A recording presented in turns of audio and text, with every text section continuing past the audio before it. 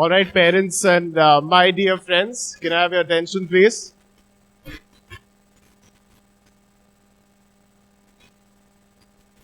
A very good evening. I am Mayur Ahuja, the founder and president of Pune Model United Nations, and a very warm welcome to all of you. We are having the first training session, which will be taken by our Secretary General. Just a few instructions that I would like to share with all of you. The first thing and the very basic thing, please read your emails very carefully. All the details are mentioned in your emails. We often receive calls asking questions about the information already mentioned in the email. So please refrain from doing so. Secondly, we give all the information in the best elaborate manner possible. So please stick to the timings as well as the information that we give you.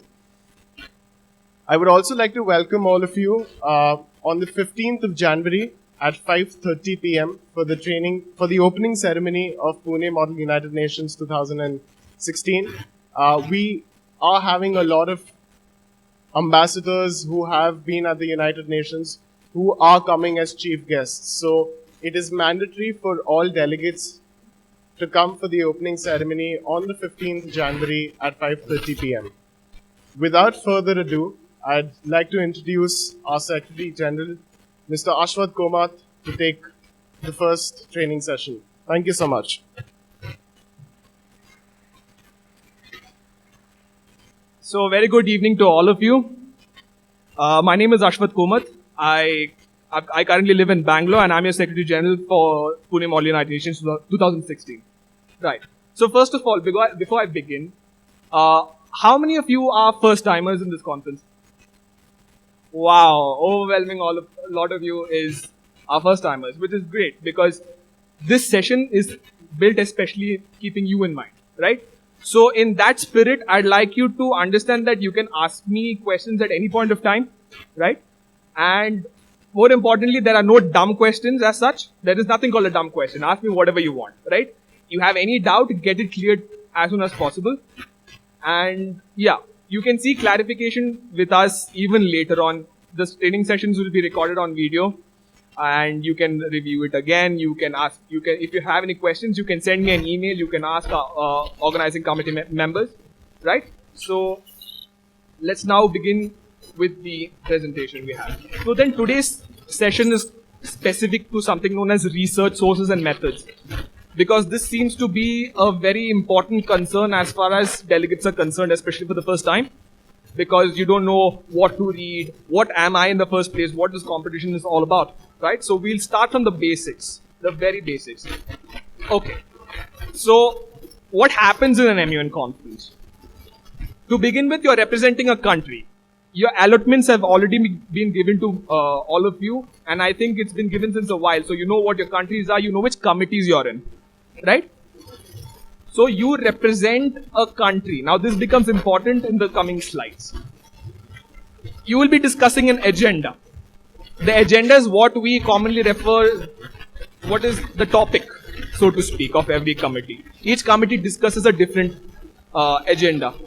It varies depending on the competence of the committee, the mandate of the committee, which means that each committee has a set role, which we call the mandate, right? So let's say the first committee of the General Assembly, it handles disarmament and international security. That is its mandate. As such, it will discuss only security issues, right? So each committee has their own sort of scope and it doesn't go beyond it. And you're discussing an agenda. You're having a discussions as your country on that agenda. The agenda is very important in that case. Your research and your content is based on the agenda mostly because, okay, so for example, if you were to go to a debate, right? And you're given a topic, you research on the topic, right? That's what happens in the common debate. It is a similar principle here, except that here you have been given a side also because you're a country. Each country has different views on different agendas. Alright. So at the end of each committee, we have certain outcomes that we want. What is this outcome? At the end of the day, when you're done with your discussions, we expect you to sort of make something known as a resolution or a report. This is a list of basic policy measures, your suggestions, your actions which you want to take to correct the agenda. Right? So if it's disarmament, if you're discussing disarmament, you will suggest a set of steps and measures in order to facilitate disarmament. So it goes in that manner. It's sort of, this is the kind of outcome we expect from the committee at the end. Representation. Now this, I wanted to place a special emphasis on this because you need to understand what exactly your role is, right? You need to understand what kind of role playing you are actually doing in this conference. So here you're a diplomat, okay? So what does a diplomat do? Can someone answer? Just tell me briefly as to what a diplomat does. Who is a diplomat? What does he do? The gentleman there.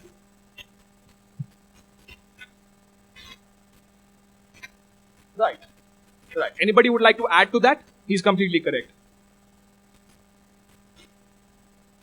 Alright, so basically in the gist of it, he's right. A diplomat represents a country and its views, and his job is to advance his national interests when he's doing the representation. So he's very much that way like a lawyer. So what is the lawyer's job? The lawyer's job is to make sure that his client is always happy, his client is always represented well, right? It's a similar thing, except that you're doing it for a country. You're the biggest advocate for the country, right? You represent the views of your government and your people, okay? When you come to our committees, you are not people as such. You are not your own person. You are representing somebody. So, even if, let's say, certain policies of that country contradicts with your own, say, personal sort of feelings, your beliefs, your thoughts, your expressions, your opinions, it doesn't matter. You have to represent the opinions of the government. Right? Because this happens quite a bit. I mean, in the past few conferences I have chaired, I have often had delegates come up to me and say, sir, here's the thing.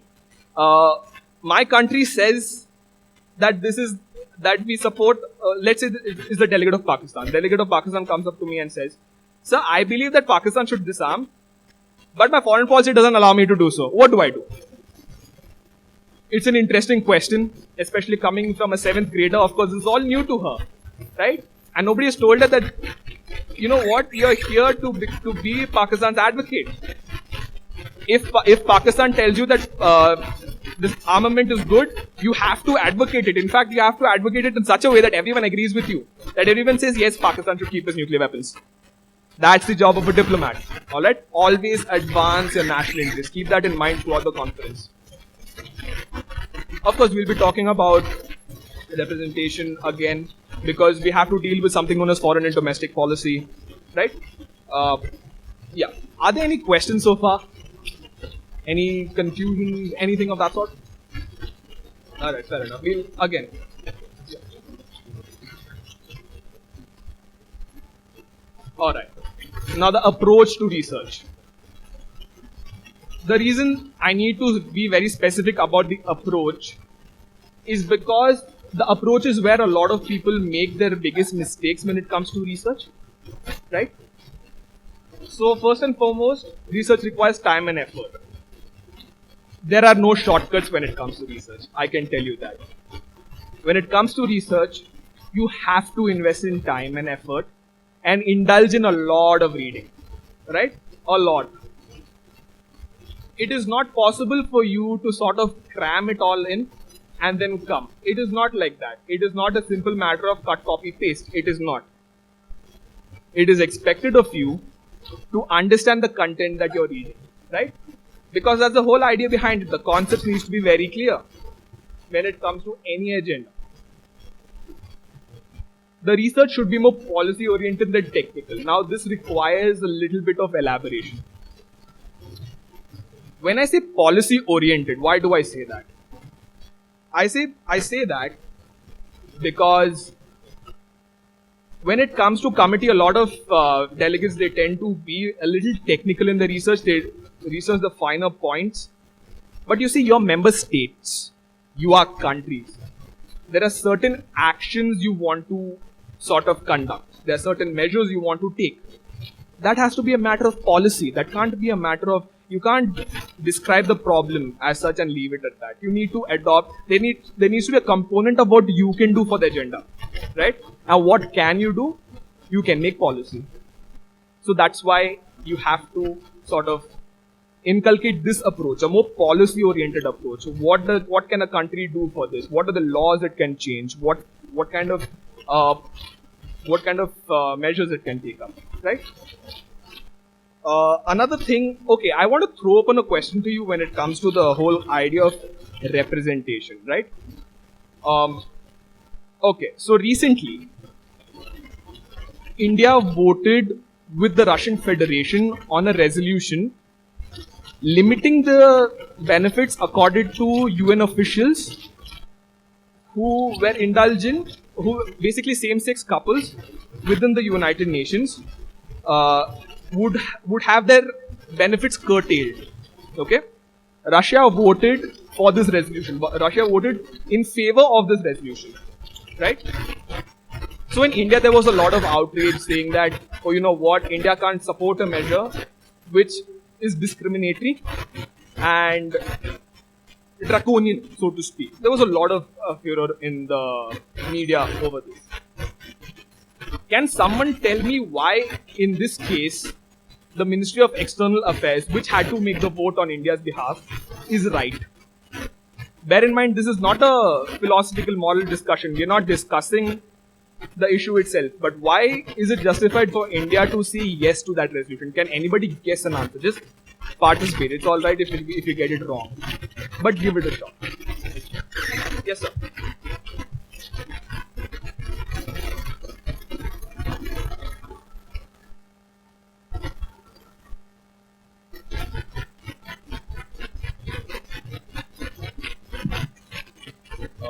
Homosexuality is illegal in India, and irrespective of whatever the External Affairs Ministry may think themselves, they have to follow internal policy in the external policy. It has to match.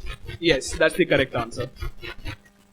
Your representation should reflect your legislation, right? It should reflect your policy. It can't sort of be because you believe in it, or you believe it's right, or you believe it's wrong. It's not important. What your country decides is important. Yeah? So, yeah. That would cover the representation part of it. Alright. So, another point under the approach is that it is expected of you to be a subject matter expert in the agenda. Right? For example, if you are discussing women's empowerment, a delegate coming to that committee discussing women's empowerment needs to be an absolute expert in the agenda, right? So this also has a reflection in the actual practices of the United Nations. Now, real diplomats, they are people who are really learned. They have experience, they have knowledge. Their job is to basically indulge in all sorts of intellectual activities and make sure that, they understand the problem correctly. Okay? They are, oftentimes we send proper experts on the subjects as diplomats to represent us. Right? So the same is expected of you. You have to indulge in that sort of research and become a subject matter expert. Of course, given the short span of time, we understand that it's not entirely possible. The reason I'm acknowledging this limitation is because I don't want you to feel overwhelmed. But what I am trying to urge here is that you try your best. After all, MUN, given that it's a very learning sort of an experience, this is a good chance for you to sort of diversify and learn something new, right?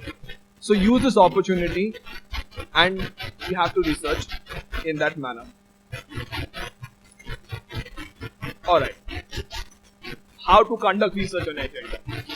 The main question, right? So the first step, this is again a very personalized sort of a tip, break down the broader agenda into smaller and specific topics. Each agenda that has been given to you in your committees, okay, in every committee is a vast, broad one. Nothing is specific, right? These particular topics or agendas have a lot of smaller, simpler, specific topics under it, right? So, for you to comprehensively understand the agenda, the best course of action is for you to break it down and then research on them individually, right? Remember to make copious notes, because again, you need to remember these. Alright? This is not something that you read and then you understand. It's not as simple. Take notes. Take a lot of notes. Whatever material you read, whatever material you get, you don't have to note down everything. Just make sure that you have the more important points. Now, how do you identify an important point? You identify the important point by understanding, okay, is this, when you're reading something and you say, okay, is this relevant to my agenda? Yes, it is. Okay. What part of the agenda does it talk about? Does it talk about the history of the problem? Does it talk about the current problem itself? What are the obstacles to it? Right?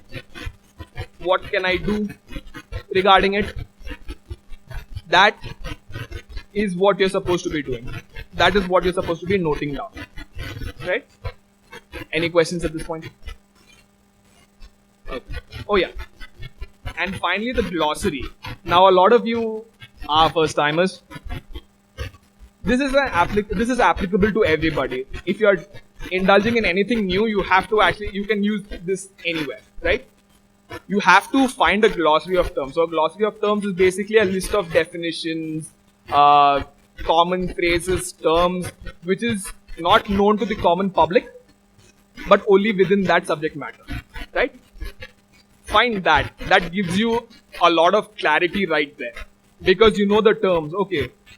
In disarmament, what are the common terms that is used? Proliferation is one, right? You have things like, you have treaties sometimes like NPT, CTBT.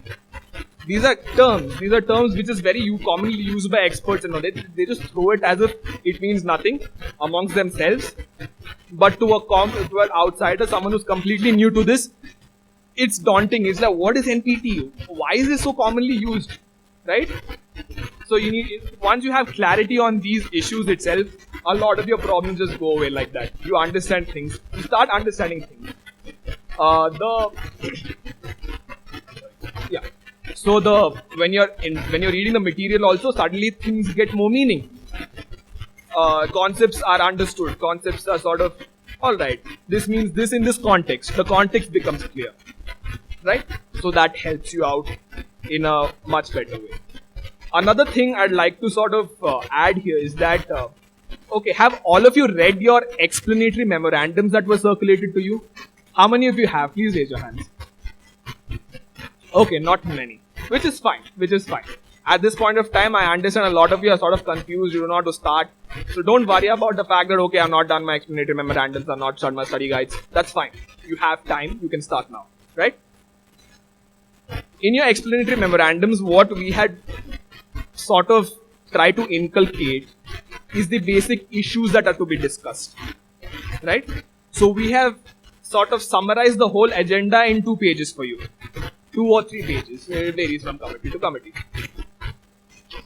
Please take a look at these explanatory memorandums. A lot of them have sort of listed the issues which are most important. Now, here's the thing. Don't limit yourself to it. Please remember that the Pune team has made those explanatory memorandums to be sort of an introduction only.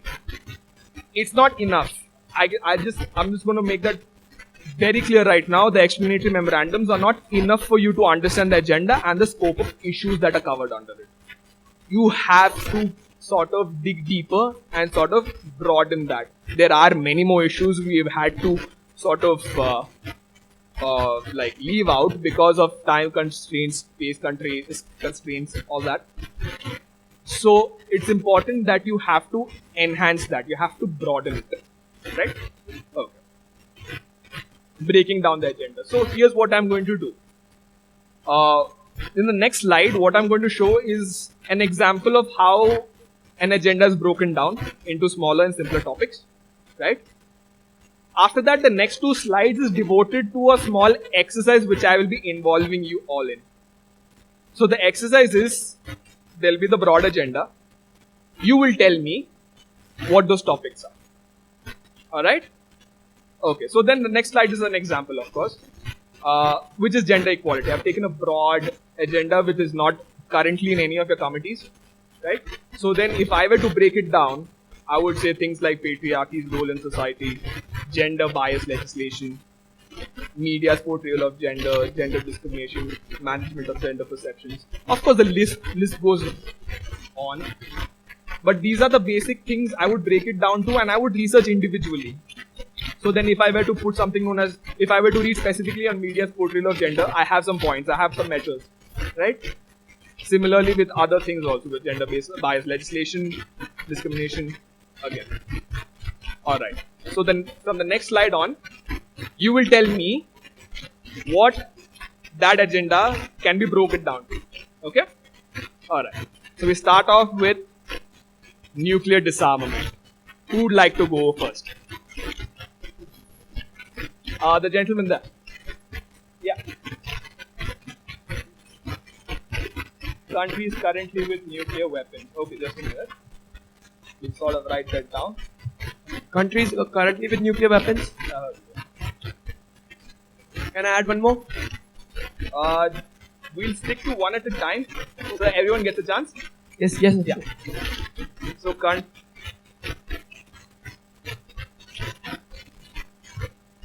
alright. Any other? Yes, sir. Treaties related to disarmament. Treaties related to disarmament. Fair enough. Yes, sir.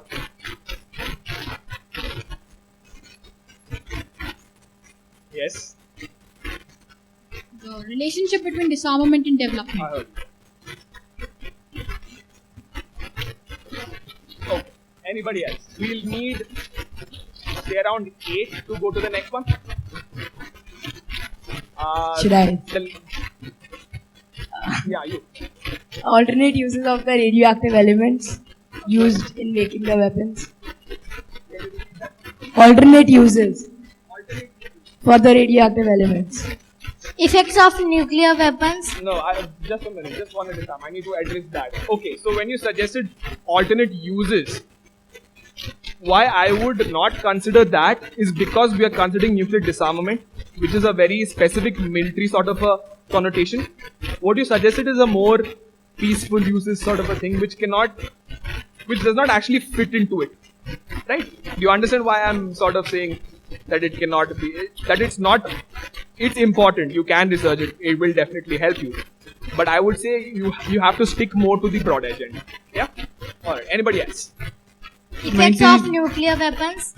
Ethics of nuclear weapons works.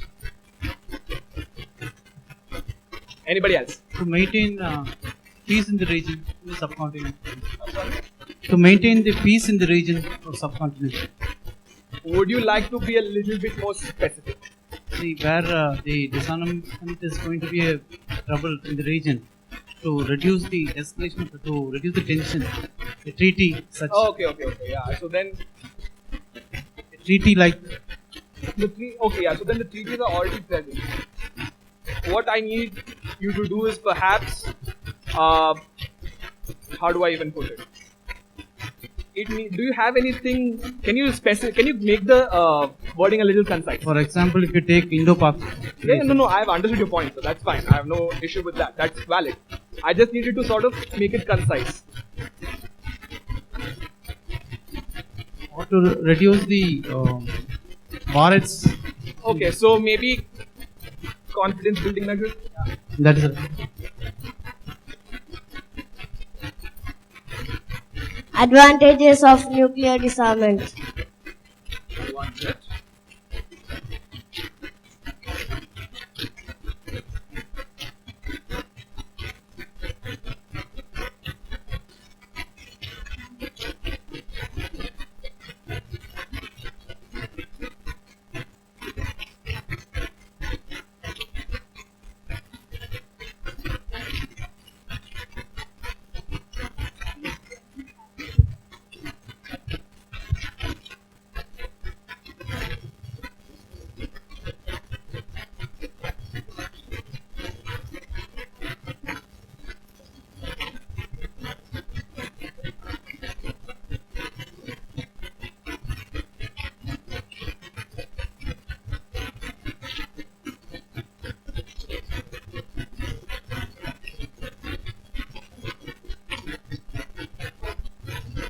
Alright, anybody else?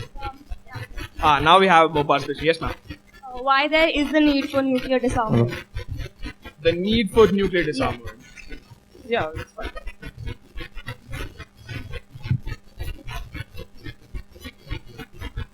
Alright, India's take on disarmament. India's take on disarmament. Yeah. Would you like to make it a little bit more broader in its scope? Countries take on nuclear disarmament. Countries take on disarmament. Yeah, it is acceptable.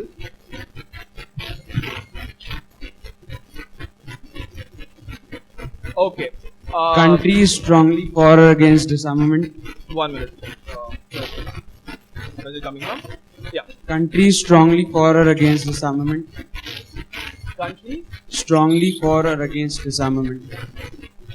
which would you would agree with? It would subsume under the state's views on disarmament because it's a view, right? I mean, yeah. Yes, ma'am.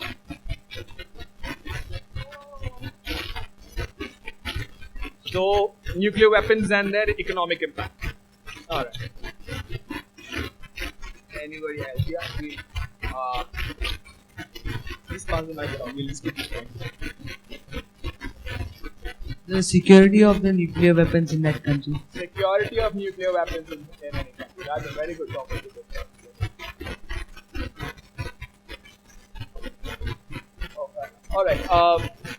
So when we are taking responses, one of our members will come to you, will pass you the mic because we need to make sure that all of this is heard properly, right? So kindly wait your turn as the mic comes to you. All right. Who else? It will come. People's majority on the uses of nuclear weapon. People's Majority and views. Okay. That again would be subsumed under state views, maybe. No, it's all right. I mean, see, this is what. Even if we make mistakes here, it's fine. It's not even a mistake. It's basically views. That's all right. But we need to get this clear. We need to try this out a bit, right? So it's fine. I mean, I think it would come under the state's views. But is there something else you'd like to suggest?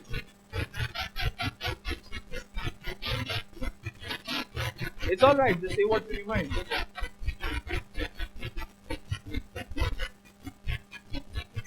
All right. You know, you can take a minute. You can return back to that later. Yeah. All right. Anybody else?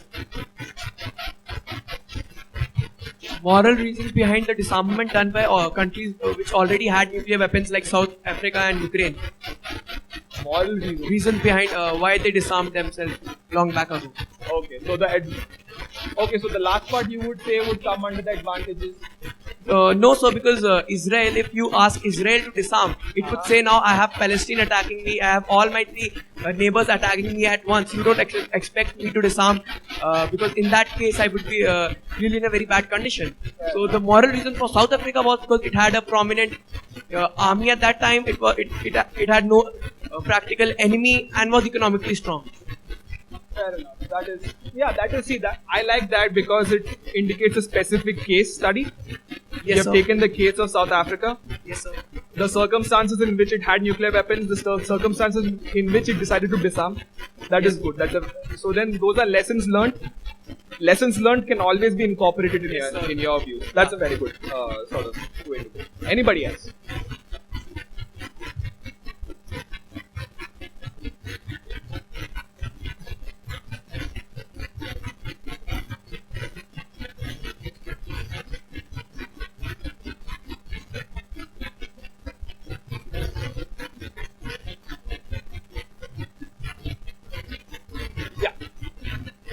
Countries that have high, for example, uranium content, for example, Australia, you could impose certain restrictions that they can't trade with countries that cannot, that do not follow nuclear disarmament. Something like that. Curtailing sources of new nuclear weapons. Which is fair. But, okay, so my question to you is, would you not think of a little bit more foundational questions, right? So things like the true difference between civil and military nuclear programs, right? What do you need to do in order to get a nuclear program, right?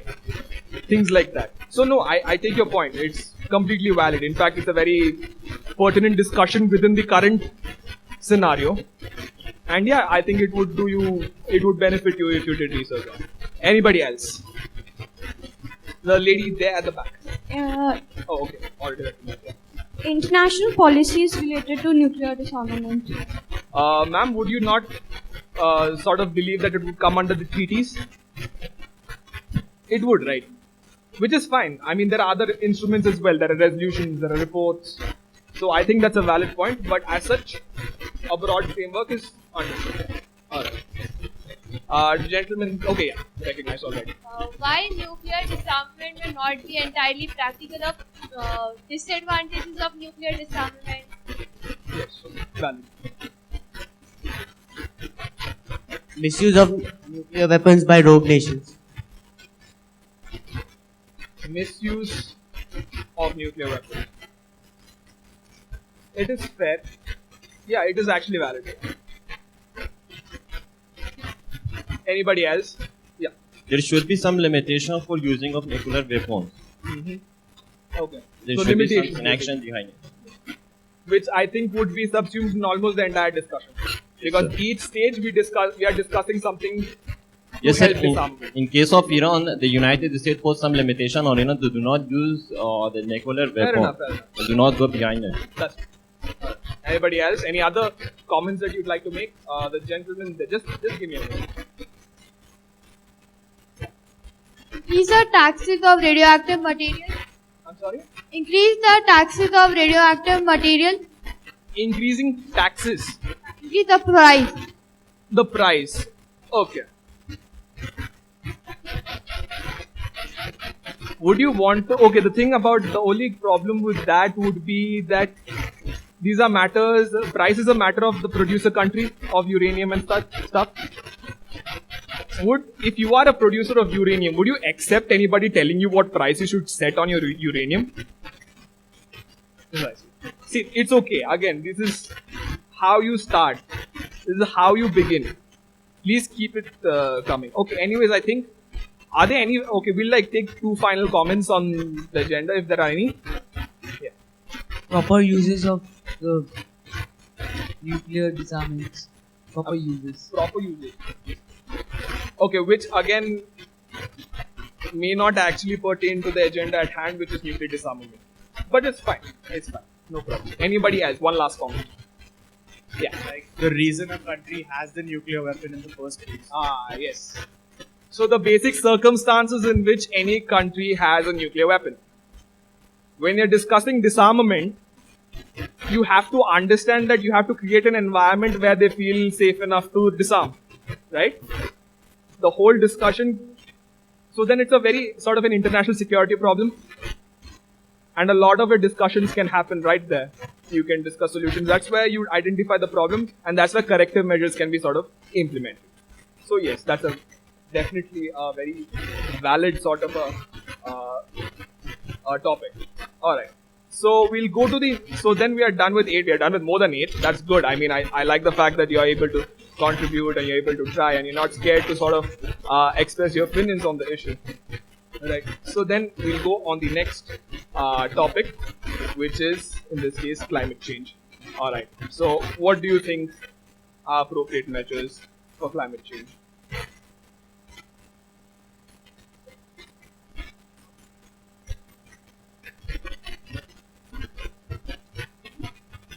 Yeah. Controlling the emissions of greenhouse gases.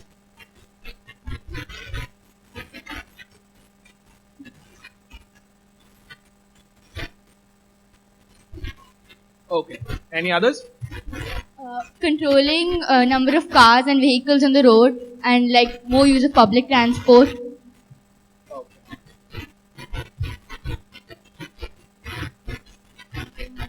Measures that should be.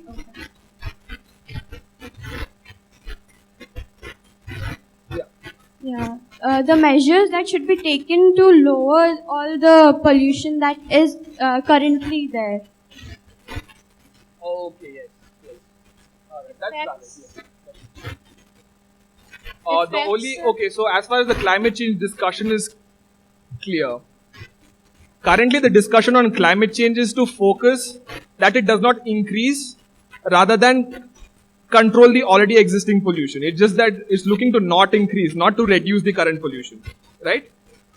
So this is suggested sort of a different approach, which is fine if there's a lot of material still available on that, and I think that's definitely a pertinent discussion. Alright, any other comments?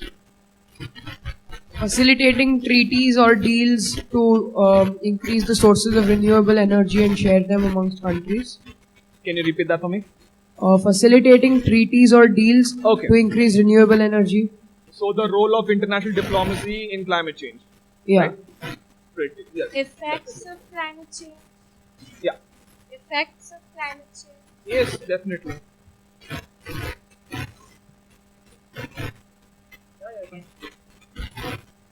Effect of climate change on economy and tourism. Oh, yeah.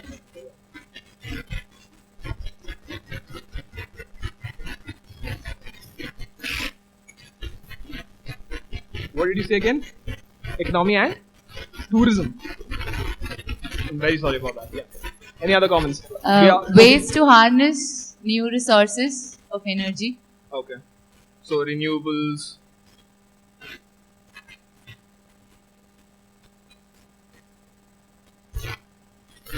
Okay. Any others? To somehow put a control to the rapid depletion of the ozone layer. Rapid depletion of the ozone layer.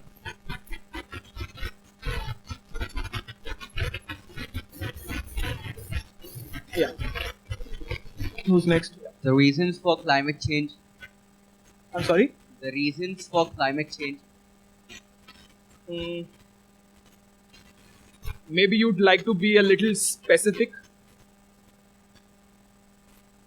Which is, see, it's completely valid because the only problem that is that it's a little too broad. Right? Global warming, maybe. Global warming, yeah, it's fair. Yeah. To control greenhouse gases because some island company cease to exist due to the rising water level.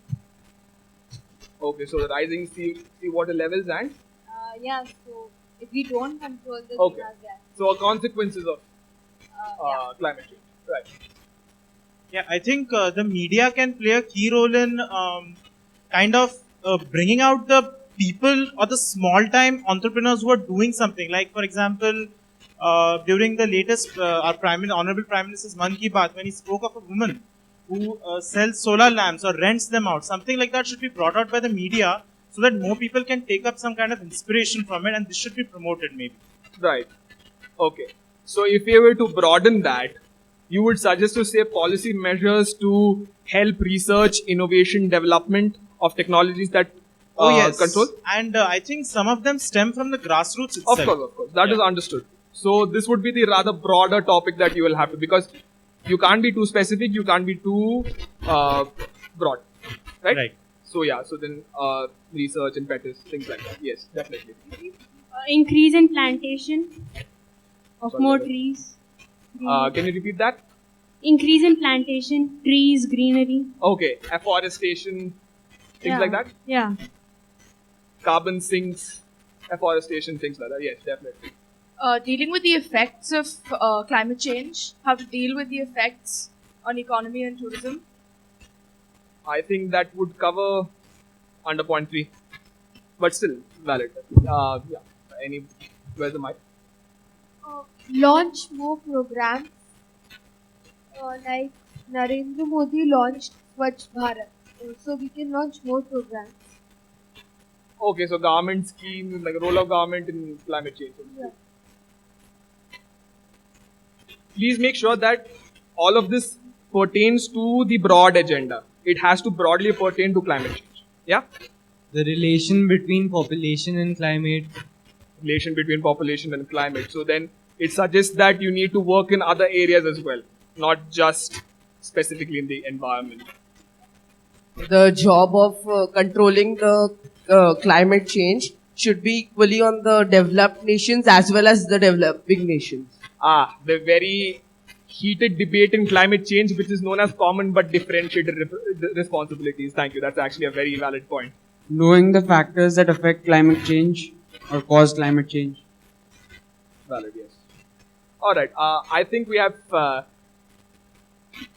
a lot of people have contributed their points. I think. All right. So, are you guys getting what we are trying to do with this exercise? What I intend from you?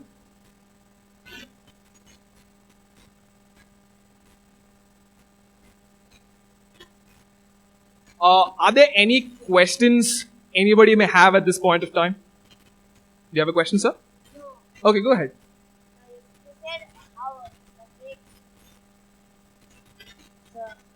Seven point.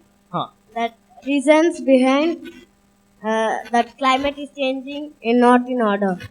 Reasons behind that why climate is not following the order. Okay. Fair enough. For example, that's rain should fall in only rainy season, but if you see this is winter season and but it's falling in Chennai a lot. Right. Okay. Any questions? Yes, ma'am. Sir, in one of our previous conferences, there was this one agenda, gender equality and climate change or something to that effect. If you could explain that bit, how gender equality in itself is related to climate change. Okay, so for me to do that, that would require me a little time to sort of explore a link. But when I would say gender, so then the perceptions change. Everyone has their own idea of what the link is.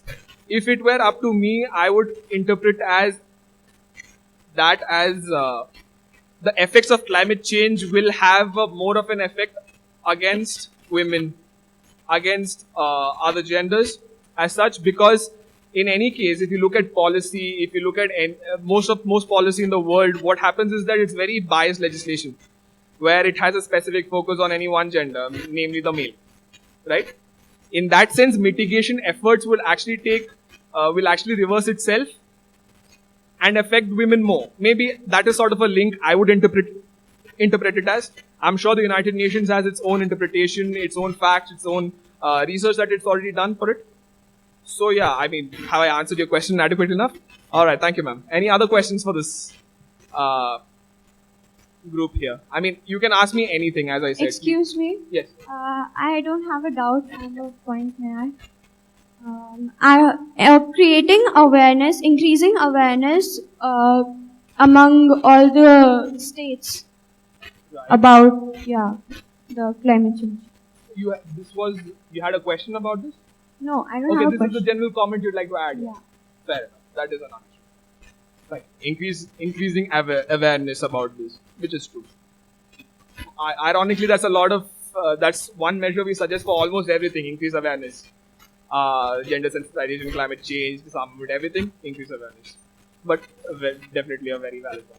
Any questions you may have?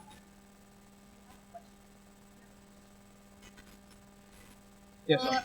The effects on the effects which the weapons make on the climate change. The effects that The effect the climate change happens. So the weapons make some effect on the climate change. Okay, so the effects of armaments, war on climate change. That's fine. Okay, so as far as the methods and procedures and everything that has been discussed till now, do you have any questions regarding it? Yes, sir.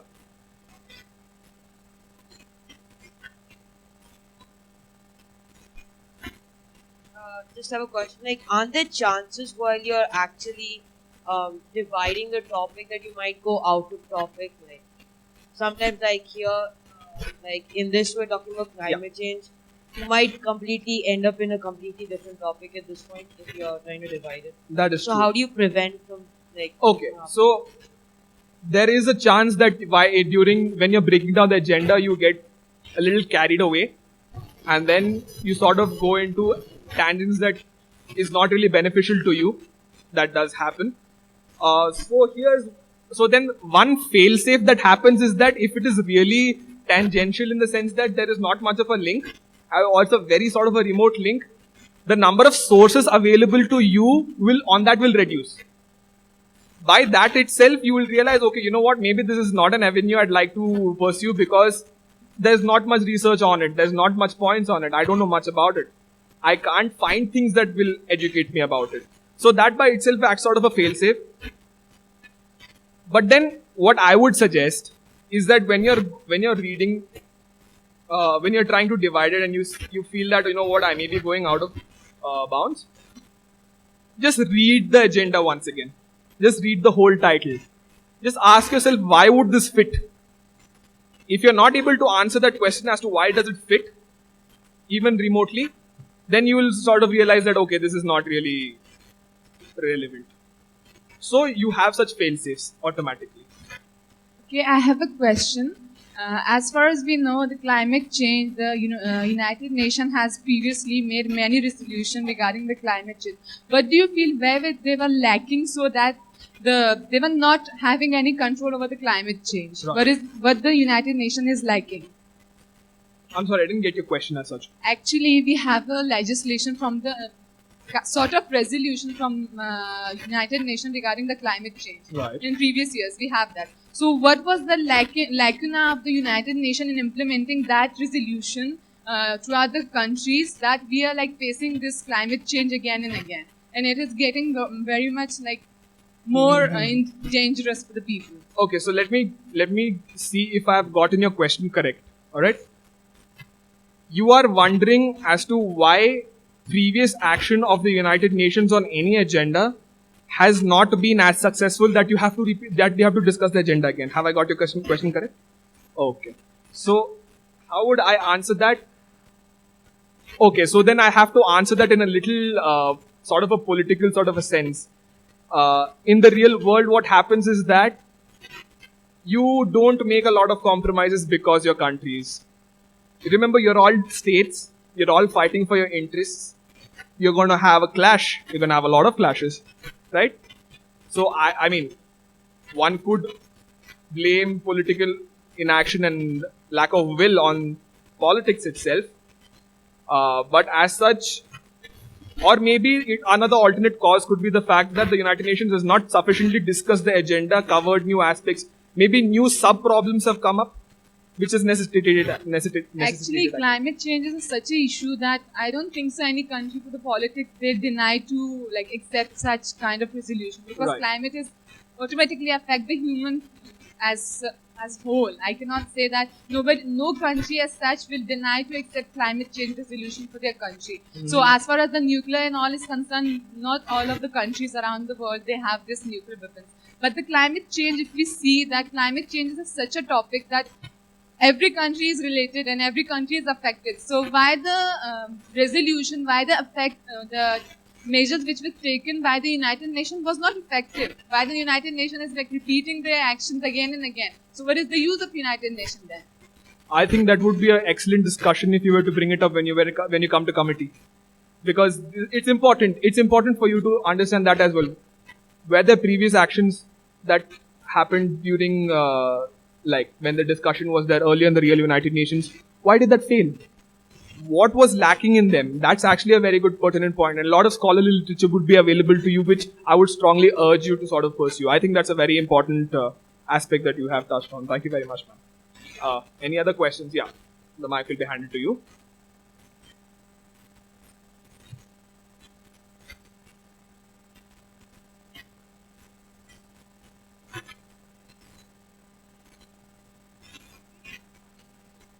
Previously you said that the breakdown of that agendas shouldn't be more specific, nor it should be more broad. Well, but then vehicular pollution is kind of specific. It is specific it is definitely specific, I would say so. In fact, it would be, but then within it also there are certain issues that you have to consider. So when it comes to vehicular pollution, okay, what are the different considerations? What kind of vehicles would you target for controlling pollutions? Would you target normal, smaller cars bikes, etc.? Would you charge more bigger trucks, freight, logistics, that sort of a thing, right? How are you going to sort of make a trade-off with the economic disadvantages that come with regulation of such vehicles? There are many more issues. What is the age limit of any vehicle that should fly on the road? These are there are more and more questions coming up, you see. So then it is slightly broad as well, right? Yes, it is. But when you will look at like climate change particularly and the reasons for it, all the things that actually create pollution, Right. then there'll be a broader thing. I'm not clear with your question. Now my question is that vehicular seems a bit specific. It is. Okay, so then it is specific. So maybe you would not want to concentrate much on this, maybe move on to more newer topics. But you can include this is why it's there. Right? Maybe you don't want to put so much focus on it, but you can move on to other things. Especially if you find it a little too specific. You can move on, no problem. Any other questions? Yeah. How deep do you need to go while researching and breaking down your agenda? Like you could, in nuclear disarmament, you could break down countries with nuclear weapons into European Union or ASEAN. So how deep do you need to go? So if you were to take specifics, right, if you want to talk about specific nuclear programs as such, you may want to concentrate on those who have nuclear weapons, not those who are not. 1. 2, you can look at things like nuclear weapon free zones, right? That as a concept tells you what kind of policy states follow and why. That will also help you in that. That's another, again, when you break down the agenda, that comes down like. No, but I'm generally asking how deep do you need to research? Like tier 1, like do you have to skim through or what? Well, as me personally, I would tell you go as deep as possible. Because when you go deeper, you find what's relevant. You find arguments, counter arguments, you find everything. So go as deep as you can. And yeah, it'll work out. It'll always be beneficial to you in the future. That's why I would advise you to go deep. Yeah. Any other questions? Again, feel free to ask me any and all questions you may have. Yeah. What about the smaller countries like Nepal or Syria, where there is much of political instability? So how will they focus on things like this when they have their internal issues? That's a very valid question. One I wasn't really expecting, but nevertheless I have to answer. So as far as we are concerned in our committee, it is understood that even if your country is facing upheaval, you're having problems in your country, the fact that you have sent a representative to the committee means that you are able to take some action as far as your state is concerned. That is the assumption at which we operate. So you are to sort of be under the assumption that you are able to do whatever it is. You can conduct research like any other normal country. It is fine. Even if it is understood, the fact that you have sent a representative says that, okay, they have sent a representative means they can sort of commit to something. They can fix goals. They can work towards it. They can change legislation, right? So in that manner, it sort of works out. Any other questions?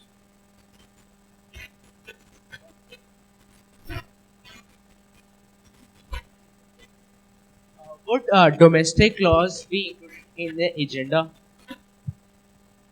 The agenda in a very indirect way, but I will come to that. We will be discussing foreign and domestic policy in a little while.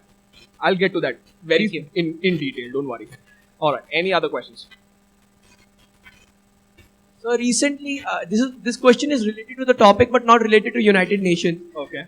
Countries like America and other countries try to provide an alternative rather than restrictions. For example, in Delhi, they restricted cars by odd even plan, and they put a ban on diesel cars, which saw the Tata and M&M shares rolling down. So, do you think that this restriction was necessary? Because when the climate change was happening in America at that time, Tesla was introduced and given a good setback so that it really comes out great. The Tesla cars, which are electric cars. So, do you think this restriction was necessary? Well, are you asking for my personal opinion on those issues? Yes. Okay. So as far as I'm concerned, these are specific policy measures. I consider them necessary, personally. The one that happened in Delhi, it has been tried before. It has been tried in Beijing and had surprisingly good results. and therefore I don't see why it should not be at least, if not implemented fully, at least tried. Maybe you could sort of, maybe it would have been nice if the Kejriwal government sort of introduced a moratorium saying that this will be tried for a certain time, after which the effects will be understood and then subsequently sort of voted upon in the legislature whether to take it forward or not. So as such, I'm not opposed to it. As far as the move towards alternatives, Tesla cars, etc. are concerned. Now here's the thing, I'm not sure that they have achieved scale. It's not being used widespread, in a widespread fashion because of pricing concerns, structural issues, etc. So then I do not think that it is very successful there as such. The fact that they have technological alternatives is good, but as such, I don't see that as a silver bullet that fixes everything. Thank you. Any other questions? I would like to ask that when you're researching, you said break down the points and study each point individually. So all these points should be directed towards the resolution that you want to pass in your favor. Yeah. Is that right? More or less, yes. So in that case, now if I am representing a country which does not have a really strong stand in the United Nations, should I be more diplomatic considering my neighbor countries, what their resolutions would be, and changing my points, changing my resolutions like in favor so that I get more support? Well, being diplomatic is something I'd suggest everyone do in the whole course of the conference. That is one. But as such, okay, so then in that case, what we do is we shift policy to the regional groups, which I'll be dealing with in the next few slides. Yeah? Alright. Any other question before we move forward? Yeah. I want to ask that what's an observer's role in MUN? An observer's role. Yes. Okay, so if you are referring to the technical term observer.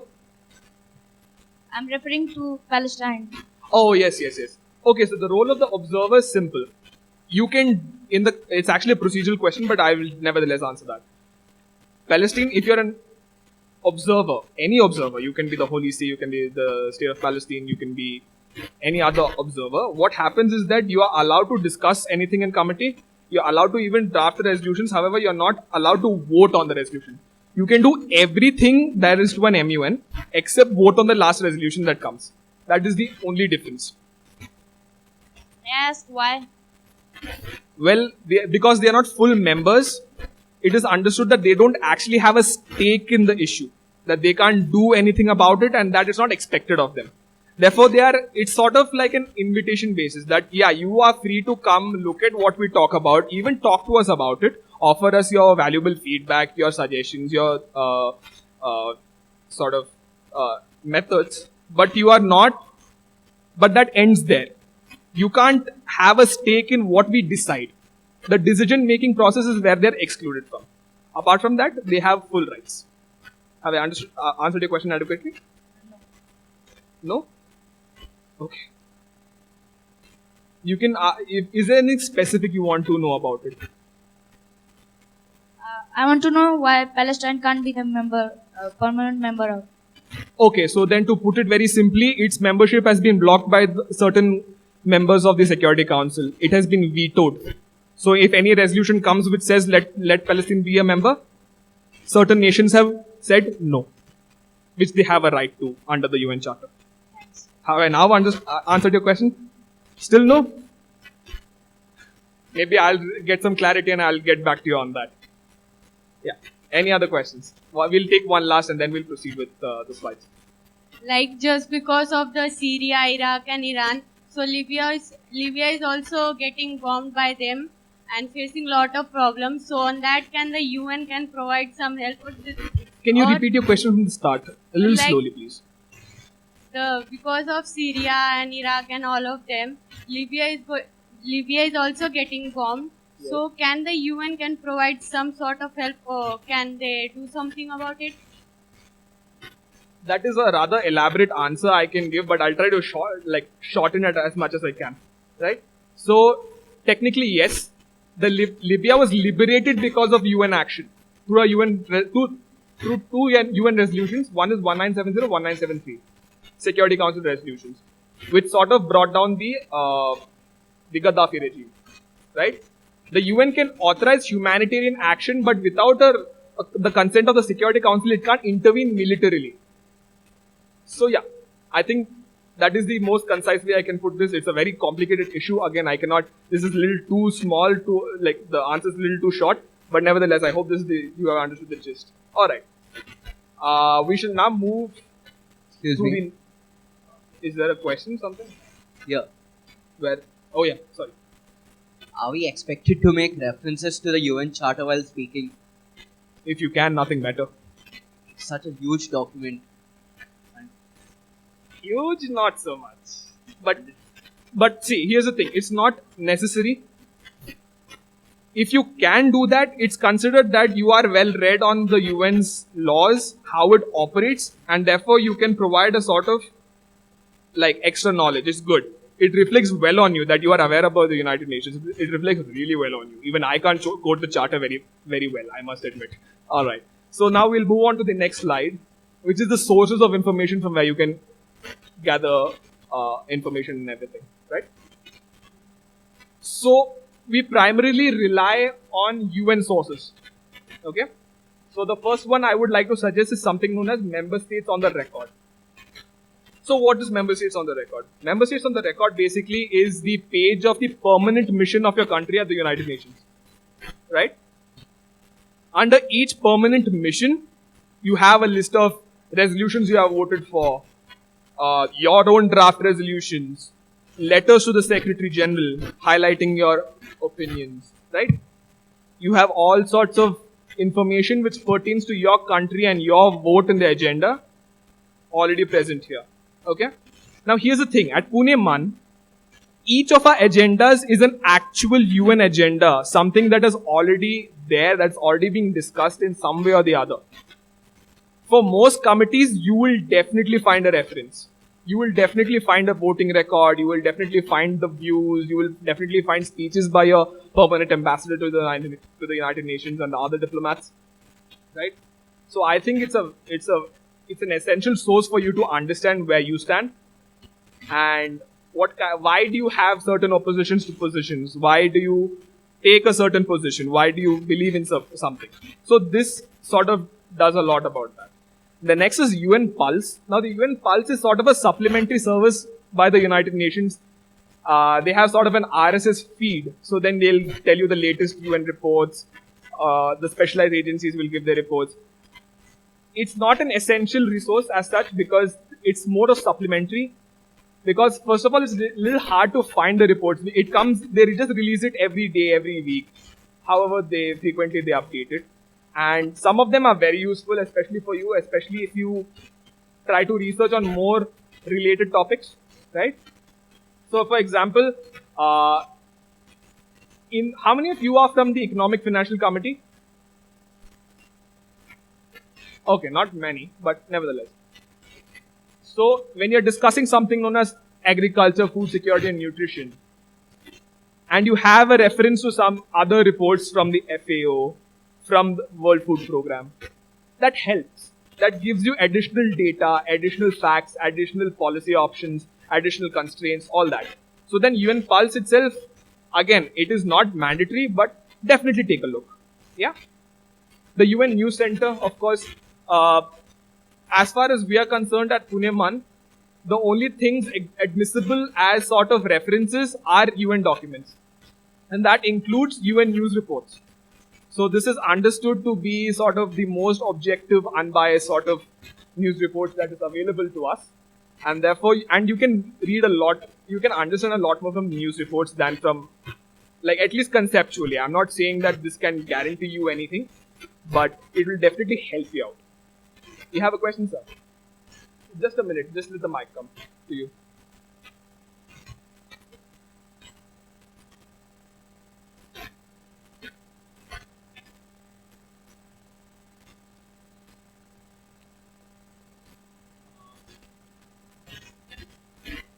I did view some previous training videos, and there it was mentioned that, for example, if I'm quoting a statistic, and the UN may have a certain statistic, a certain number, and my country's official website may have a certain number. I was told to, it was said in the video to prefer my own country's statistic as opposed to the UN statistic. Perfect. So, I will clarify that properly. I think I'm happy that you brought that up. Sometimes national sources disagree with UN sources, right? That happens. That happens often. Just ask the DPR case. So then, yeah, yes, ma'am. Ma'am, I'll just answer the question, or is it related to the question that has been asked? I will just answer the question negatively. Okay. So in such a case, the delegate of the country has to rely on your own reports, your own statistics, your own figures. The committee, as such, the conference official, the bureau, the people who are front, who are moderating your discussions, and the committee in general will sort of understand that the UN sources are the only ones which are objective and which are sort of valid.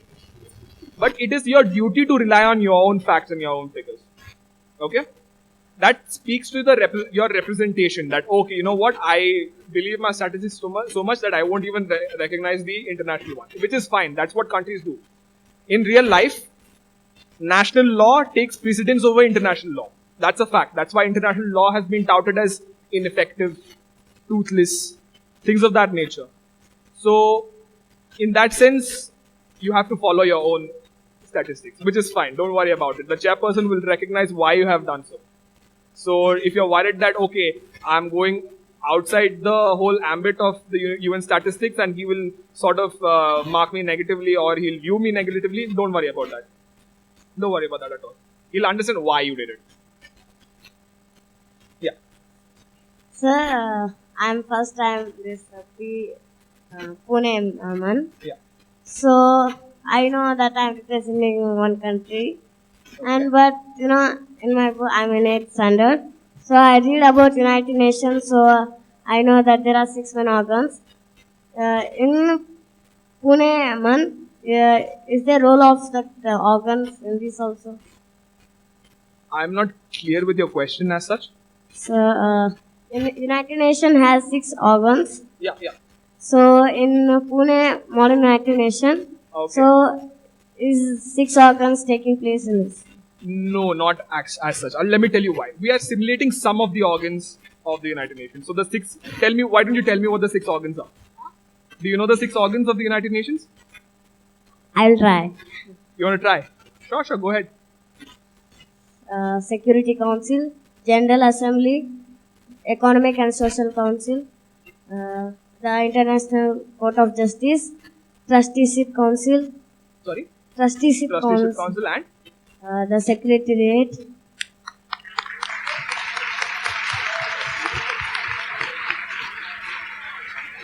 And he said he would try. Right? You have got all of them correct. I'm really happy for you that you did that. Right? So, in Pune Man, what we will be simulating is the General Assembly, the Security Council, and the Economic and Social Council. General Assembly is represented in 5 committees. The real General Assembly has 6, but we are not simulating the 5th one because it deals with budgetary, the committee, and that's a different ballgame altogether. But out of the 6, 3 of them are being simulated. Security Council, General Assembly, and Economic Social. Thank you. Yeah. Any other questions? Not necessarily regarding the UN resource portals. Just asking. Some countries have been given this term called veto power. That is like they determine over some of the voting procedures. Yeah. So their vote counts more than probably what the majority would be. Why is it so? On what basis are they given the veto power? And do many countries agree with it, which are not given? To clarify, the veto power is available only in the Security Council. Okay, only in one council, and only 5 members have it: USA, UK, the Russian Federation, the People's Republic of China, and France. Right? This is a historic sort of power given to them because they are, by virtue of them being the most active founder members of the United Nations. Okay, and given that any proposal to remove the veto requires them not to use their veto, it's never been passed. It's an active matter under consideration. The United Nations is discussing something known as Security Council reform, under which the question of veto is being discussed. But as I said, it requires the will of the current veto holders to sort of abandon their veto, which I don't know if it's very likely, personally. Yeah. Any other questions? Yeah. Please pass the mic to the lady here. We'll get to your question after that. I wanted to ask, what is the source of the UN pulse, and when you're reading all this, how do you go about looking for something specific to your agenda? You can read like infinite amounts, so how can you go around specific around that? For specificity, it's simple. You have to look for everything has been labeled very clearly. So then when you're looking for resolutions, look for the ones which are directly have words which are pertaining to your agenda. The measures in that will give you specifics, will give you the broad themes, will give you everything. Alright, any other questions? Or wherever the mic goes. Yeah. How have the G5 countries earned their veto power? Like, how have they got it? Who has given it to them? By virtue of being the most dominant countries after World War II.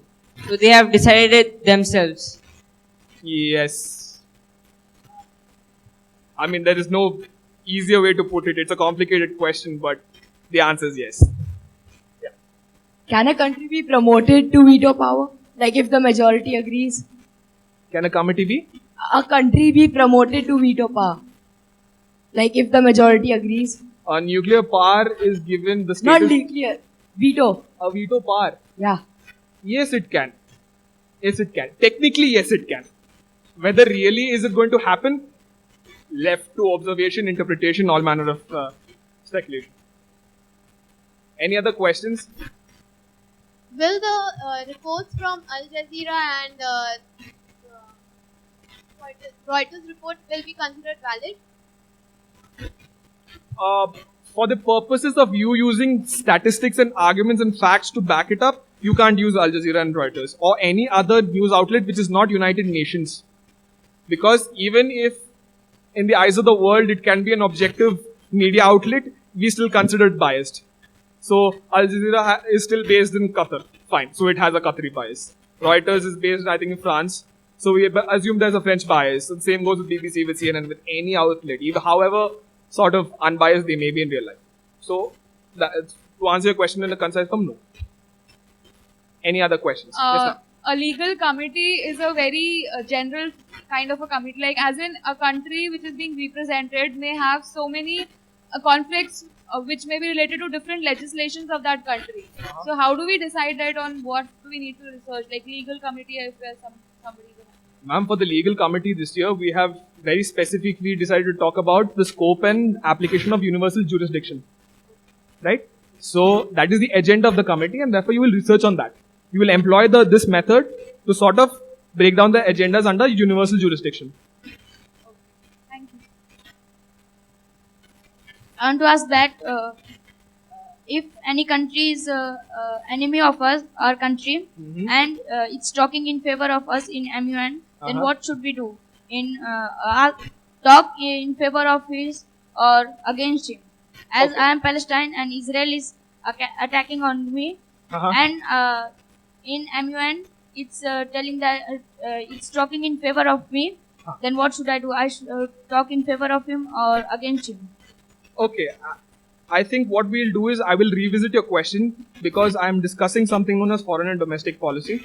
I'm taking note of your question as to what do you do when some other state does not follow its foreign policy, correct? I will answer that in some time. Excuse me, if all the countries that have veto power, if they agree to pass a resolution and other countries are against it, will it get passed or not? If a country has? No, if all the 5 countries which have veto power, they agree to a resolution because they are getting an advantage in that. So if all 5 countries agree and other countries deny what the resolution will get passed or not. The rules in the Security Council, again the veto, I'm making it very clear the veto is available only to Security Council. Okay, 1. In such a scenario, in the Security Council, one requires a total of 9 votes out of 15. Okay, 9 sitting members of the Security Council have to vote yes without a veto. Right? So if there are 5 of those members, they have either said yes or they have abstained from voting. And there are say another 4 people who have said yes. There needs to be 9 yeses to pass a resolution. Right? Without a veto. That's the requirement in the Security Council. With that Do you think I should move to the next, or are there any other questions with you? Okay, one more question. My question is that why the other members of United Nations do not have rights to be a member of the Security Council? If they have, on which basis, how they can approach to the Security Council to be a member of Security Council? Okay, so the 5 permanent members are permanent. There are 5 permanent members. The non-permanent members are based on regional rotation, which is done every 2 years. So the basis on that is an election basically, and they decide new members every 2 years. So then there are like, okay, I'm not sure of the numbers though.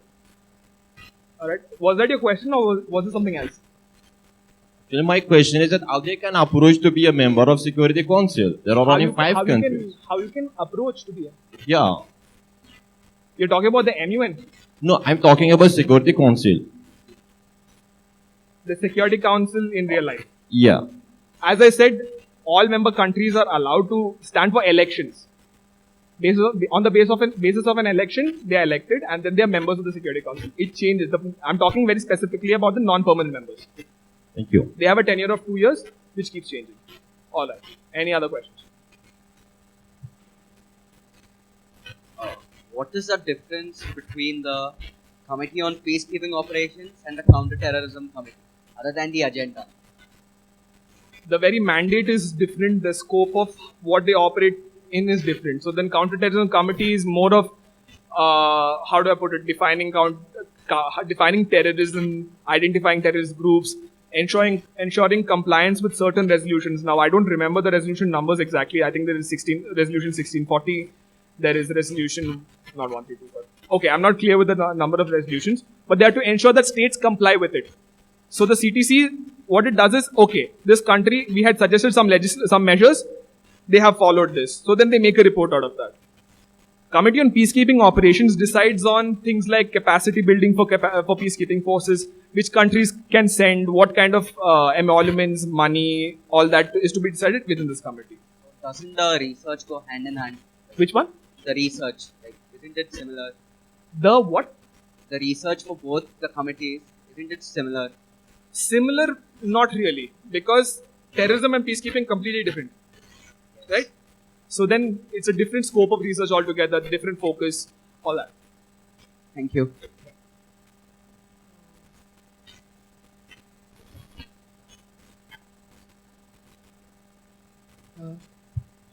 Can the source of your information be CIA? No. Because we don't assume an organization so secretive can be objective with us. Simple as that. So that disqualifies all intelligence agencies. We don't even refer to them as intelligence agencies in the United Nations. We call them information agencies. That's a discussion for another if there's a majority against a notion of the Security Council in the General Assembly, whose side is considered? Like if there's a majority in the General Assembly against the Security Council, whose decision is taken? A conflict. Okay, so here's the basic thing about the difference between General Assembly and Security Council. In Security Council, the resolutions are backed by international law. Not following the resolution has a penalty in international law. General Assembly is very recommendatory. Okay? So the Security Councils will definitely have more weight. Yeah? Okay, so then what I will do is I will move on to the next slide. Alright, we will take more questions. It's okay. We will answer each and every one of them. Even if the session gets over, I will still be available for your questions. So we don't have to worry about that. And okay, so the last point being resolutions and reports on the UN website. I think it's self-explanatory. UN.org, you can find it in the repository, the library. It's all available. Yeah. More importantly, we have mentioned in specific places the resolution numbers, the report numbers and stuff. Sometimes they have even given you the reports themselves. So you can just peruse them. You don't have to go for this all the time. But it's advised that you do so. Okay. National sources. How do you study for your country? What kind of sources that you can get to represent yourself, your country, right? You start off by consulting your Ministry of Foreign Affairs website. So, in the case of India, we call it the Ministry of External Affairs. Some countries have a different name for it, just watch out for that. Most of them will sort of detail its positions on any particular agenda or any issue. It's also a great place to learn their relations with other countries, which would help you.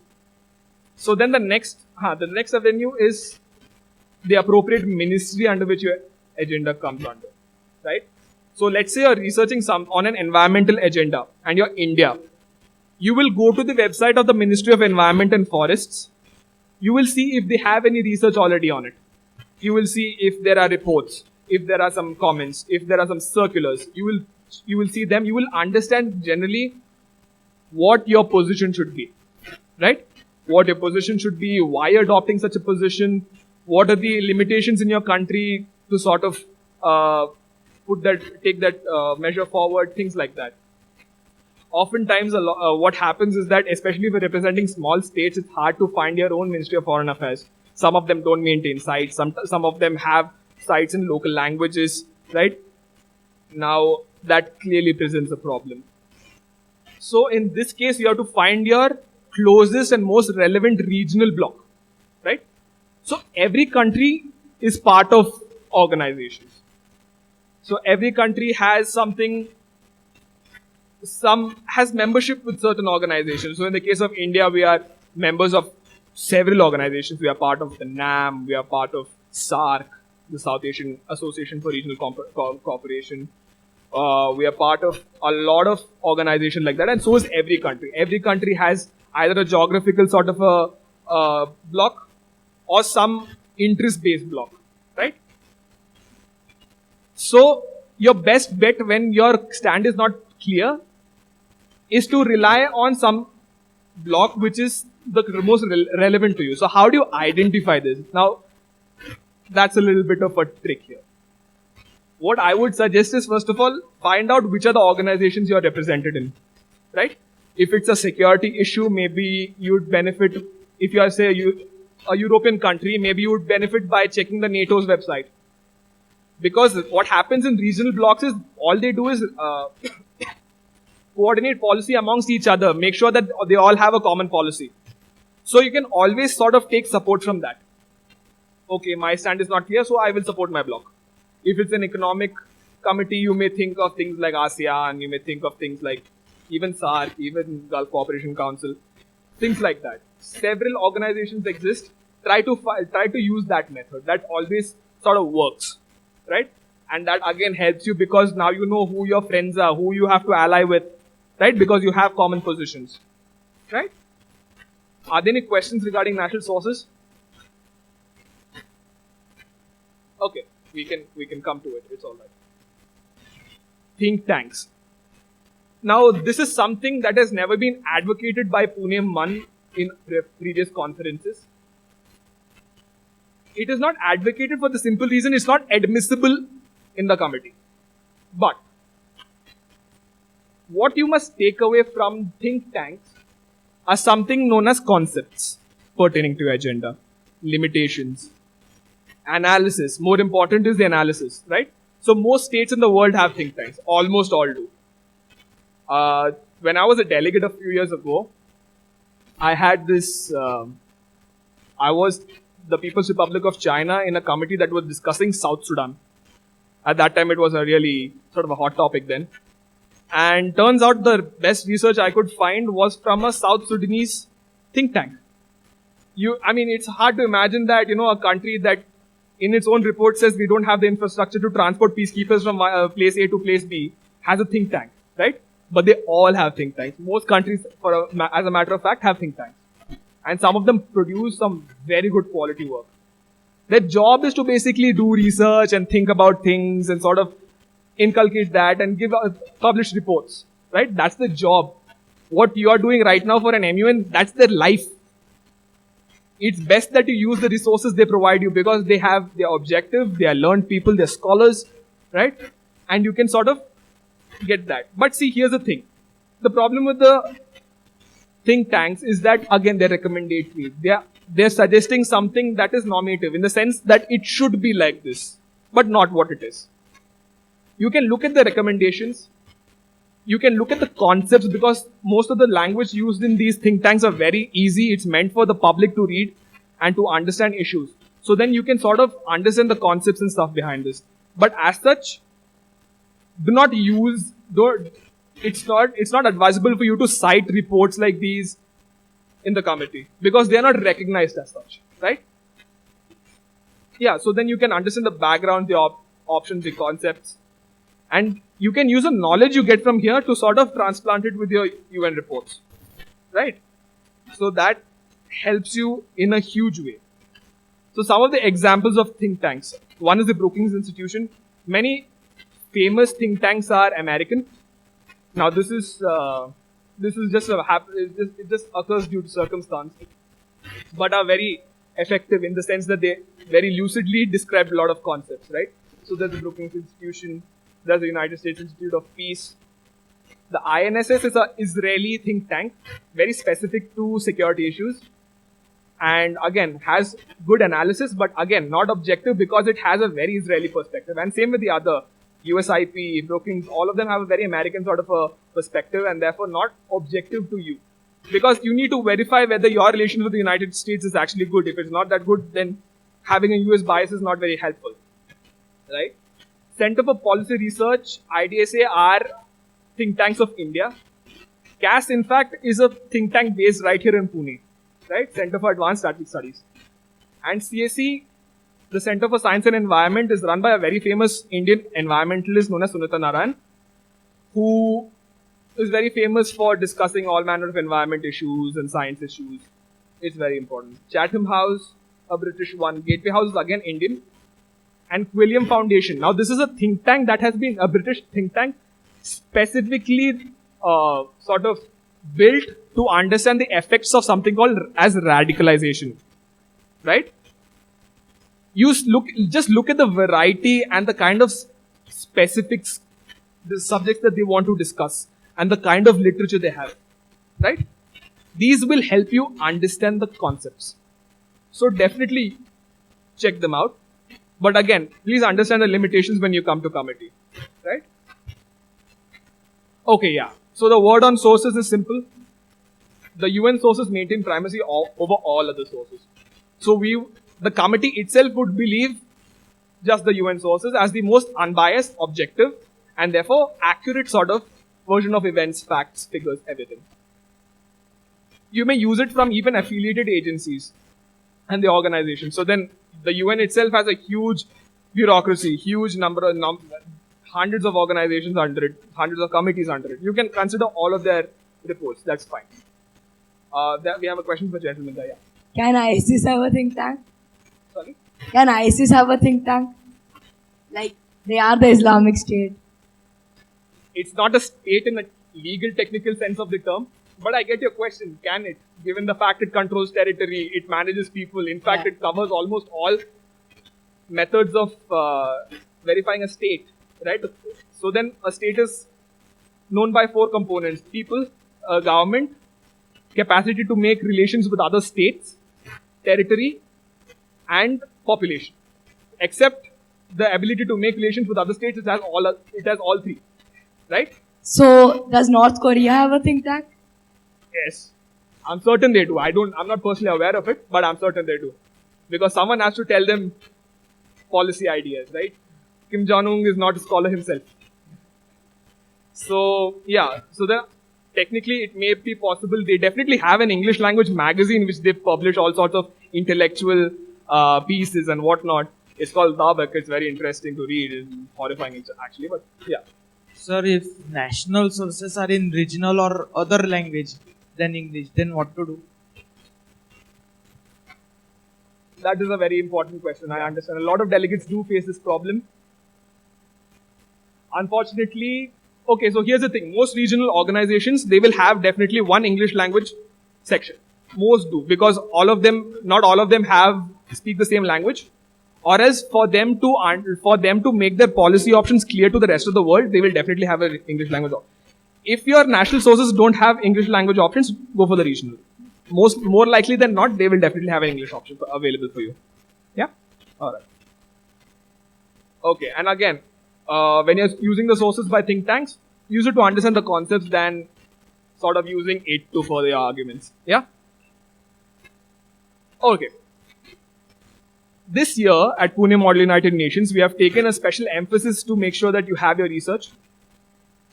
So in that sense, what we have done is we start off with explanatory memorandums. These are basically 2 or 3 page summaries of your agenda, detailing the topics, why is it important, what is the problem, etc. 2 or 3 pages of introduction, that's it. But it's important because it gives you sort of a head start, right? Then we have the study guides, which was very recently released to you.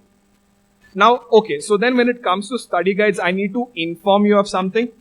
How many of you have taken a look at your committee study guide? Are there any comments you have towards the length of the study guide? What do you feel about the length? It's okay, be honest with me. It's fine. Yes, ma'am.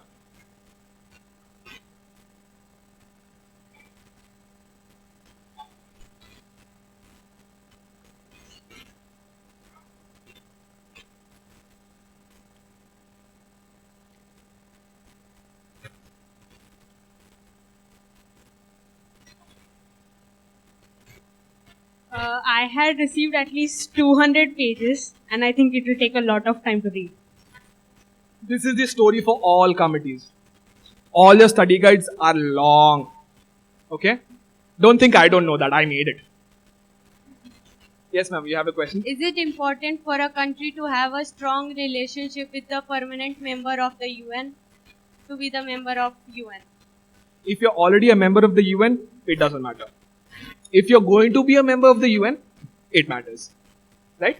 So there are certain territories which are trying to seek statehood, and for them to make sure that they are admitted to the United Nations, because the procedure involves the Security Council. It requires the Security Council to pass a resolution. It's important for them to not sort of veto it. So a lot of territories, for example, the region of Abkhazia in Georgia wants statehood, but Russia vetoes it, saying that it is inimical to our interests and we don't like it. So for them, yes. For those who are already in, they can't do much, except maybe influence the already existing resolutions and plans and programs and stuff. Yeah. Okay. Okay. Yeah, we can answer that. How do you find your country's think tanks? How do you find a country's think tanks? Okay, yeah. Now that is a little bit tricky. So, as such, maybe I would suggest a Google search.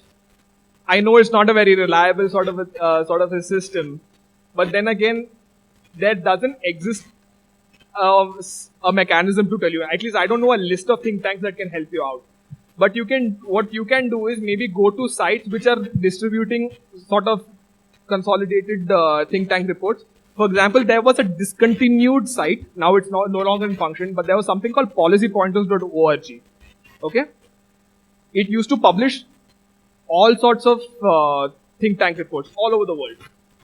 Unfortunately, that website has discontinued sort of bringing in reports and stuff. So after that, I am not aware as to tell you how. If I do find a method, which I will try since you have raised the question, we will definitely communicate it with you. Yeah?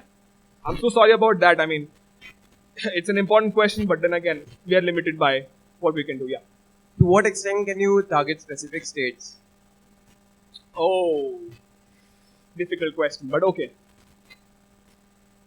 Targeting specific states is fine as long as it's part of your foreign policy. Just try to make sure you're not using it to sort of make it a debate, a sort of a heated exchange and just that. If you're using it for no productive purpose whatsoever, the chairperson or the bureau official is not going to have a favorable view of you. Because since we emphasize diplomacy and consensus building, it's expected of you to move past those differences. If it is not very pertinent, if it is pertinent, it needs to be sort of shown. You can do that, but try not to harp on it. Try not to just fixate on that. Try to move on. But it's fine to acknowledge. That's nothing wrong with that. In fact, it's a good thing. Okay. So as far as the length of the study guide is concerned, I understand it's long. And more importantly, what you need to understand is not everything is to be read. Okay? So most of the study guides are already existing UN reports specialized agencies reports, resolutions, all that. A lot of the things you will find is rather irrelevant and you won't actually have use for it. For example, if you read any report by the Secretary General, he starts off by saying a list of things he has done to prepare the report. Okay, we refer to these comments made by these delegates earlier. We have done consulted them on this day, on this meeting. All that's not necessary. Scroll down to the topics. Scroll down to the issues. You will be able to identify the issues. Sometimes they are given specific subheadings. Sometimes they are given, it's written there. It's explicit in its policy. It's explicit in its recommendations. So go for that. If there are long lists of statistics and stuff, it's good if you know them, but if you choose to ignore them and go for more policy-oriented research, nothing better. Yeah? So don't worry about the length.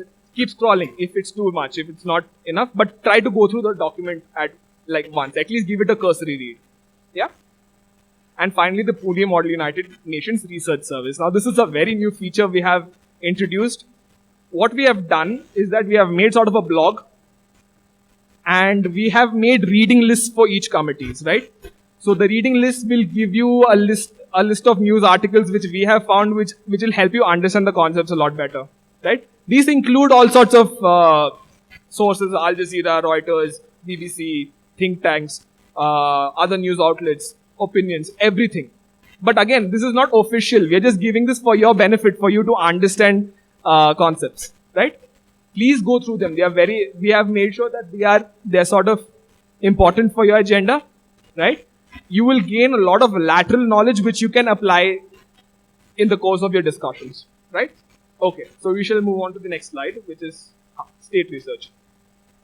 Researching about your country, right? Why is it important? Now, as I said, this is a forum to test your representational skills, your advocacy skills. And for that, you need to know your country well. Okay? Know your country well. You are representing a state and its people, and it becomes your duty to express the views of your people accurately. You are bearing responsibility for the entire population of your country. You are representing their views, not yours. Yeah? So this is pretty much why I have included that particular point. You need to know your state well in order to accurately put forward your state's opinions in the committees and make your discussions productive. Again, if you don't know what your limitations are, you don't know what you are, how are you going to tell me anything? Right? So a few days ago, I was a chairperson for a conference, and it was very interesting because we were discussing the prevention of genocide. And I had a delegate of the Democratic People's Republic of Korea, North Korea. He came up in the speech. He says, DPRK has human rights abuses. We imprison our people. We starve them. We do all that. And all I'm thinking is, why has he just acknowledged everything he's not supposed to? Right? So what I have understood is that he knows that North Korea is all this. He just doesn't know that he's not supposed to say it. The he's not supposed to say it part is important.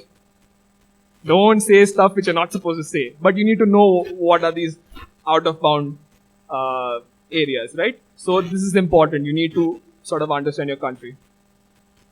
So what do you learn about the state? What will help you? Okay? Basic indicators such as political system, economy, geography, cultural aspects, and similar indicators. Very basic sort of understanding of what your country is, what are your limitations, what influences your country, why you make certain decisions that you do.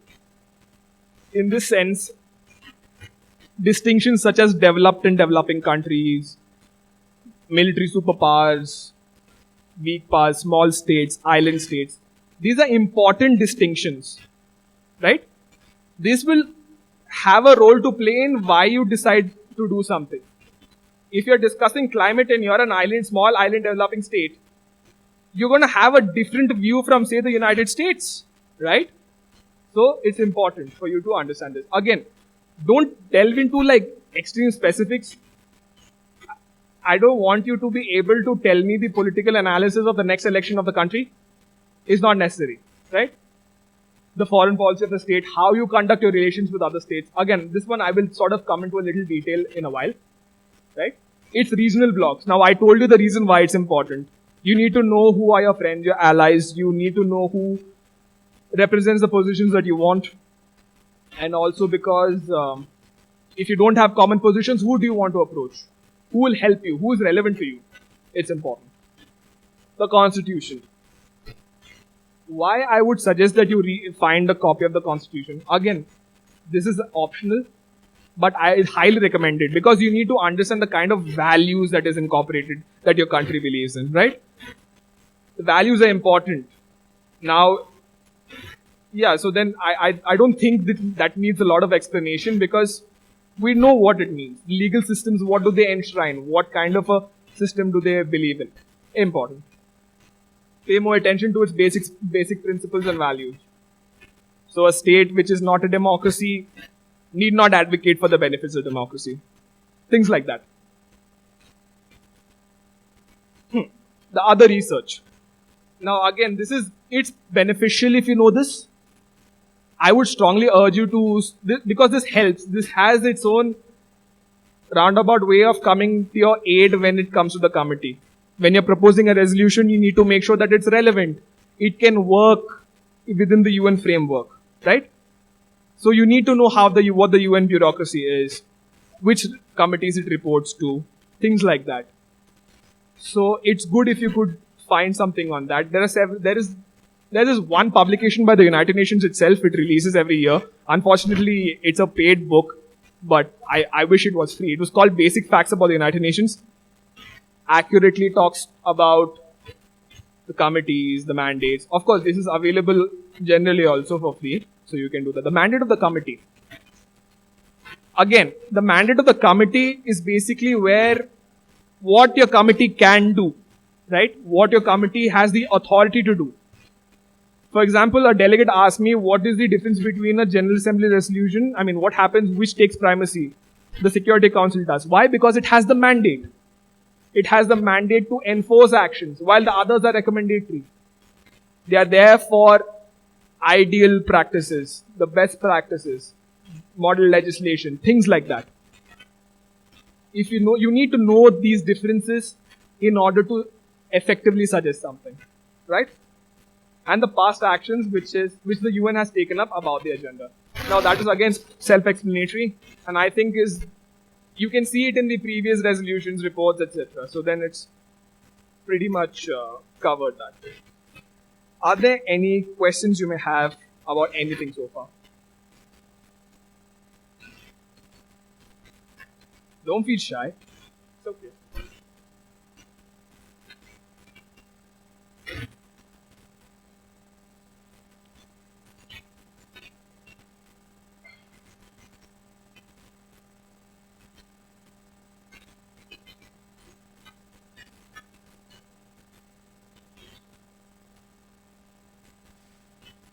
First you said that we were supposed to represent the government, right?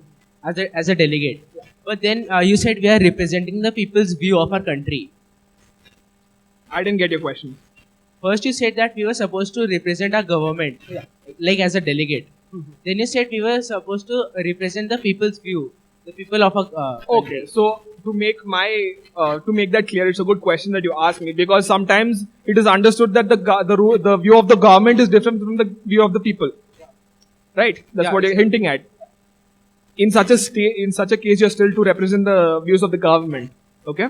Because it's understood, it is sort of assumed that most of the governments are representing their people in an objective, in a more fair manner. But that's not always the case. I completely understand your view on that.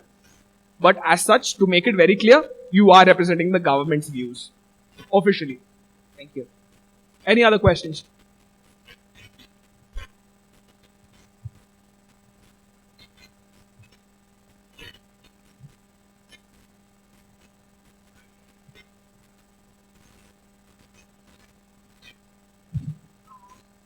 I'd like to know, since I'm a part of Security Council and we have the double delegate thing going on, so how do we have to represent? Since we are two of us, so how it goes? What do you do? I'm sorry, I didn't get your question. How do you have to present your country? We do research. We're two people presenting the same country. Yeah. So how does it work? How do we The present? double delegation? Yes. Okay, so as far as the double delegation is concerned, it is amongst you to decide what roles you want to play. Anyone, you can choose either one to be the speaker and the other to either help you with your communication with other delegates or help you sort of manage your points, while one, or you can distribute the workload by saying, okay, both of us will talk, we'll take turns. The distribution is entirely up to you, and we are not concerned as such as to that distribution, right? So you may choose, that is up to you. Okay, and one more question basically. Is it going to be like one-on-one debate kind of a thing, or you just like speak about your country? How is It's actually, okay, it is not a one-on-one debate as such. This is not a debate as such, right? Here we are not emphasizing that you sort of take contentious positions. What is expected of you is that you represent your views, you listen to the others as well, because at the end you are supposed to take an action as a collective, right? So through the course you will tell about your positions. You will find maybe you support other countries, maybe you disagree with them. You make those objections known, you make those support known. You suggest, because you will have each speech is just 2 minutes, right? So you may want to speak multiple times, and when you do so, you are establishing your position. You are, in the meantime, you're lobbying with other delegates and stuff. You're coming to a common solutions, and then you note it down. So that's the progress at which the committee happens. Thank you. You're most welcome. Yes, ma'am. For example, if suppose a government has made certain opinion and a majority of the public is against it, so we speak for the government or for the public of that country. Again, that was a question previously asked. For all intents and purposes, you will represent the government's view. Even if the public is against it? Yes, depends on the, yes, definitely. Because as I said, we assume that most countries represent the people. We also understand that that may not necessarily be the case, but as such, we are accepting the member of the government, right? So that's why it works in that manner. Any other questions? Yeah. While doing the research, should we only focus on our country or should we also read about the other countries? That's a good question. Now, in the course of your research, it is not advisable for you to stick merely to your own country. The more emphasis is on the research on the agenda, because you're discussing a lot of aspects of the agenda, right? And in that sense, what's going to happen is that you're going to know about these policies of other countries, right? So if you're doing, let's say you're researching on climate change, right? You will see things like, okay, why is the US opposed to the Kyoto Protocol? And you're not the US. And so then you might feel the need to see why they're not doing it. So in that, it's a natural progression to learn about other countries. And it happens. So it is not good for you to say, okay, I will research only on myself. Because you're expected to know a lot more than that. Yeah? Okay. Any other questions? As I Yeah. As I had asked you that if any country is our enemy and is talking in favor of her, then I will still get to that. I've not come to the foreign domestic part of it. I will definitely answer question. Most definitely. It's here. But when? Oh. I will ask very soon. Don't worry. Can a delegate take a stand which is entirely different from current government in the country? Or as long as I do not deviate from the basic principles and values of the country, can I take a stand different? No, but then, okay, so then that's a very sort of a tough road. Because how do you place the limit, where do you draw the line as to what my basic principles are and what am I representing? If it's, let's say there is something the chairperson knows that, oh, you know what, he's completely out of line because a certain decision is not in consonance. Maybe it is different from the basic principles and values, but he knows that a certain decision was passed and you have gone against it. Then that's not going to work in favor of you. So then that's a very blurry line. It is my recommendation that you stick purely to the views of the government. Yeah, thank you. Other questions? Yes. Are we allowed for double delegate in Pune 1 in 2015? In 2015? No. Pune 1 this year. Okay, so you mean the conference in January? The only committee that is having a double delegation is the Security Council. Yeah? So So the others are all individual delegates. Like you represent, each one delegate represents one country. Other questions? This is my first time I'm participating. So what will we basically do those 2 days? Like we directly start with our agenda or? Okay, so you will know what we do once we discuss procedure in the next few days. Yeah. So to put it in a very short form, you will be discussing the agenda in a very systematic and sort of a set format. So you debate, then you discuss, you lobby, then you come up with solutions, commonly agreed solutions. Okay, are we going to do it in groups? Yes, you will be engaging in groups, you will be engaging individually, you will, all sorts of group dynamics sort of play out there. Are we going to sit according to our country, like people those who are chosen the You same? are your country. For all intents and purposes, for the next 2 days, for those 2 days, you will be known only by your country name. No, like are we going to debate according to our countries or according to the committees which we have chosen?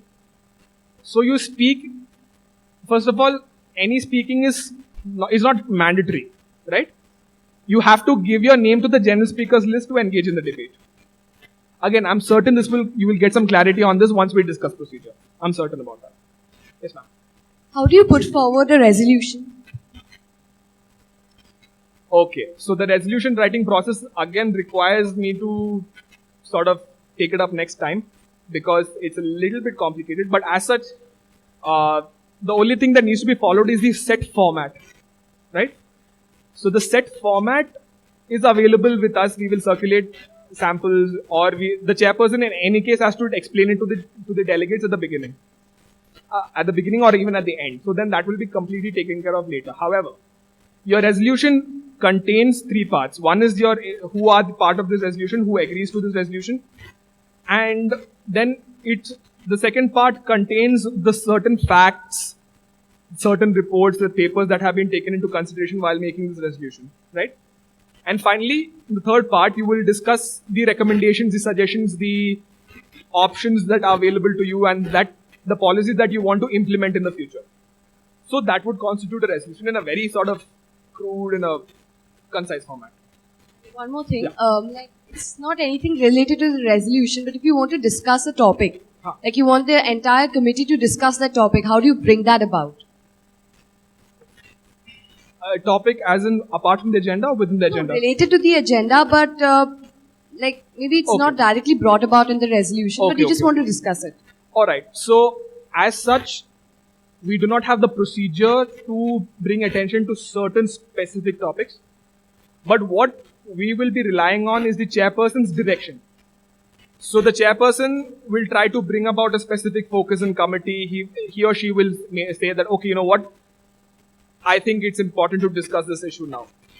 You may raise issues with the chairperson within your speeches itself and bring it to the attention of the committee as well as the chairperson.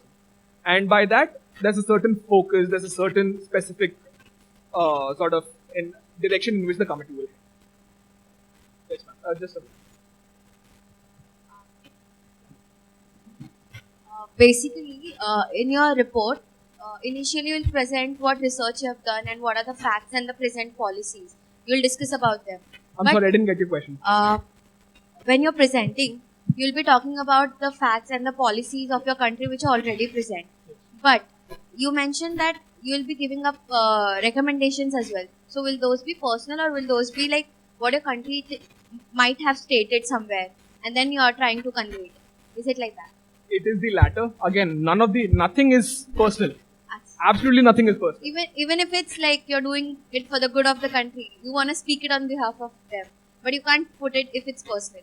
If it's personal, it's not valid. Okay. Thank you. Okay. Excuse me, sir. Just give me a minute. I'm very sorry.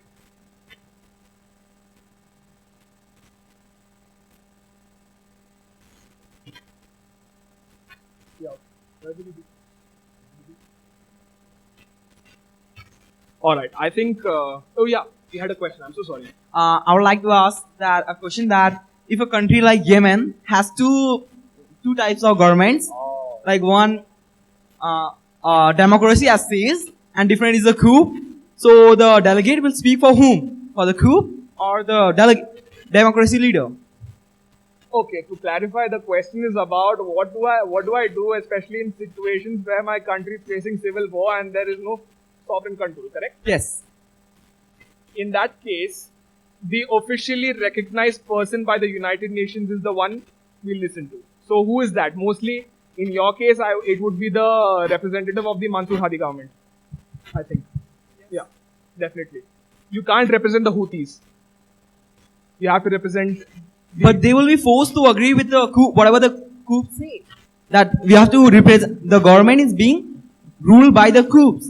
Means they are the main ruling party, and it's just to say that it's a democracy, there is a government. So they have to listen to so the delegate also has to indirectly listen to whatever the other leader has to say. I didn't get your question as such.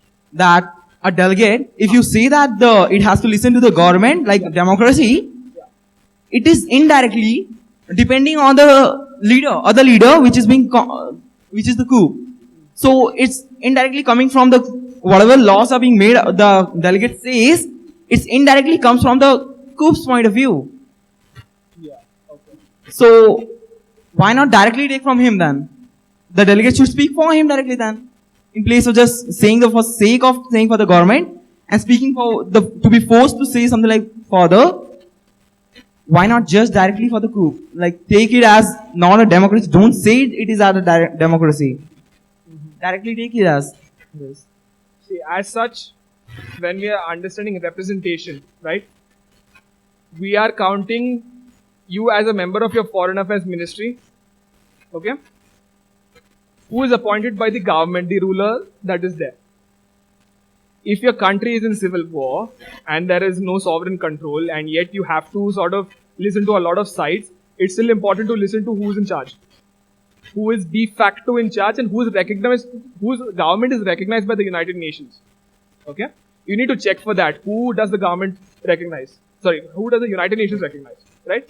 Let me tell you another example, the case of Syria. The Assad government does not maintain sovereign control over all the territory of Syria as of now. Some areas have ISIS, some area has Kurds, some areas have other militias. Assad government does not have complete control over the entire thing. But when it comes to the United Nations, it's Bashar al-Assad's representative that is coming. So as far as that is honestly a little bit, the question is a little complicated as such. But if I were to answer it, I would answer it in this manner. So is there no kind of rule or something like that, regulations according to this question? Like if there's a government, according to the type of government it is, the rules should be applied to them? According to the ruler of the government? The rule, some rules should be applied on the delegate. Like he cannot be forced to listen to whatever the government is saying. No. So then, okay, so the natural assumption is that he is in favor of the government. He is already, it is important that he can't sort of go rogue. That is not allowed. He can't go rogue, basically, to answer your question. He has to stick by what the government says, no matter what. There has been history of people who have defected from like that. For example, Libyan ambassador to the United Nations defected when he was at the United Nations. But that's the thing. Then his representation stopped. He stopped being a representative of Libya in the United Nations. So according to the rule, he should be, if he is not doing whatever the government is saying, he should be removed. He will be removed by who will remove it? The government or the UN? Because the government appoints the representative. The government says that he no longer has the right to represent us. And therefore the committee cannot listen to him. It means the UN will not do anything. The government itself will remove him. Okay, thank you. Any other questions?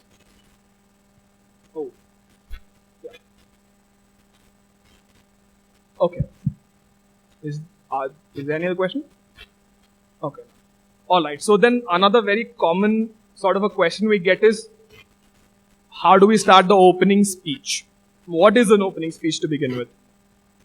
The opening speech is basically the first speech you give to the committee. Now remember, the whole committee is a set of sort of multiple speeches, right? It's a whole, okay fine, you made your speech, a few other delegates made the speech, you noted out their points, you have an objection, you have support, you incorporate that in a new speech, then you speak again. The discussion keeps going like that. So the first speech is important, however. Okay, so here's the thing. A lot of you are first timers. Some of you will also have, I am certain, like a lot of us, that you will have a little bit of issue with public speaking, right? Don't worry. See, first of all, let me make it very clear to you. At Pune Model United Nations, we do not judge you on your oratory skills. Okay? Please don't worry about, am I speaking properly?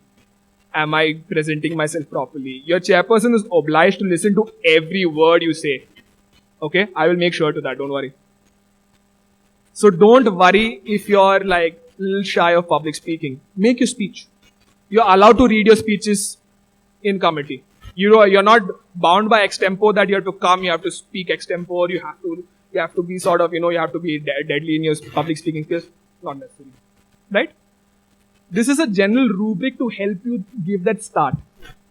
Okay? So first, how is the agenda related to your country? Now these are the answers these are questions that whose answers can form part of your speeches, and it follows in that it's not a set rubric. You can change it as per how you please, but this is the general sort of a rubric, right? How is the agenda related to your country? So if it's disarmament, you're a nuclear power, related to you. You're part of a nuclear weapon-free zone, related to you, right? Similarly, each agenda, you're there because it matters to you for some reason or the other. It matters in any roundabout, indirect way, it matters. You matter, your opinion matters. So it's related to you. How is it related to you? You can answer that. You can start off by answering that. Right? Second, what actions your state has taken towards the agenda? Okay. Do you have certain laws that you have passed? Do you have any policy that you have done? Anything? You can use that as a next sort of a step. What are the proposals you want to put forward to resolve the agenda? Now, these are your recommendations tailor-made for your country. So my country believes that, okay, you know what, I want to sort of put these proposals because these favor my country. Put it forward. Because then what happens is that the other delegates understand where you stand. It's important for you as well as for them so that they can sort of talk to you. They can see if you can compromise a little bit, if you can come up with something common. And that's what resolution is, because at the end of the day, we're expecting you to come in a consensus. Right? And finally, what do you expect from the committee? And how should the committee respond to these challenges? So, you will highlight the issues you feel are necessary, especially because it pertains to you. What kind of discussions you want to have, and how the committee should respond to it. Pretty self-explanatory. Right? So, these are elements of your opening speech. Are there any questions? Lady with-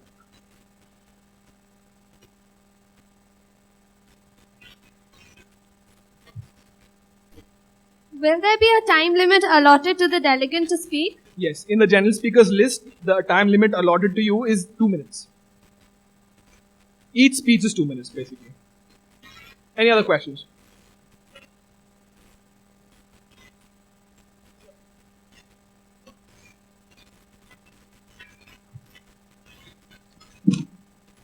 Will we be following any specific procedure? I'm sorry?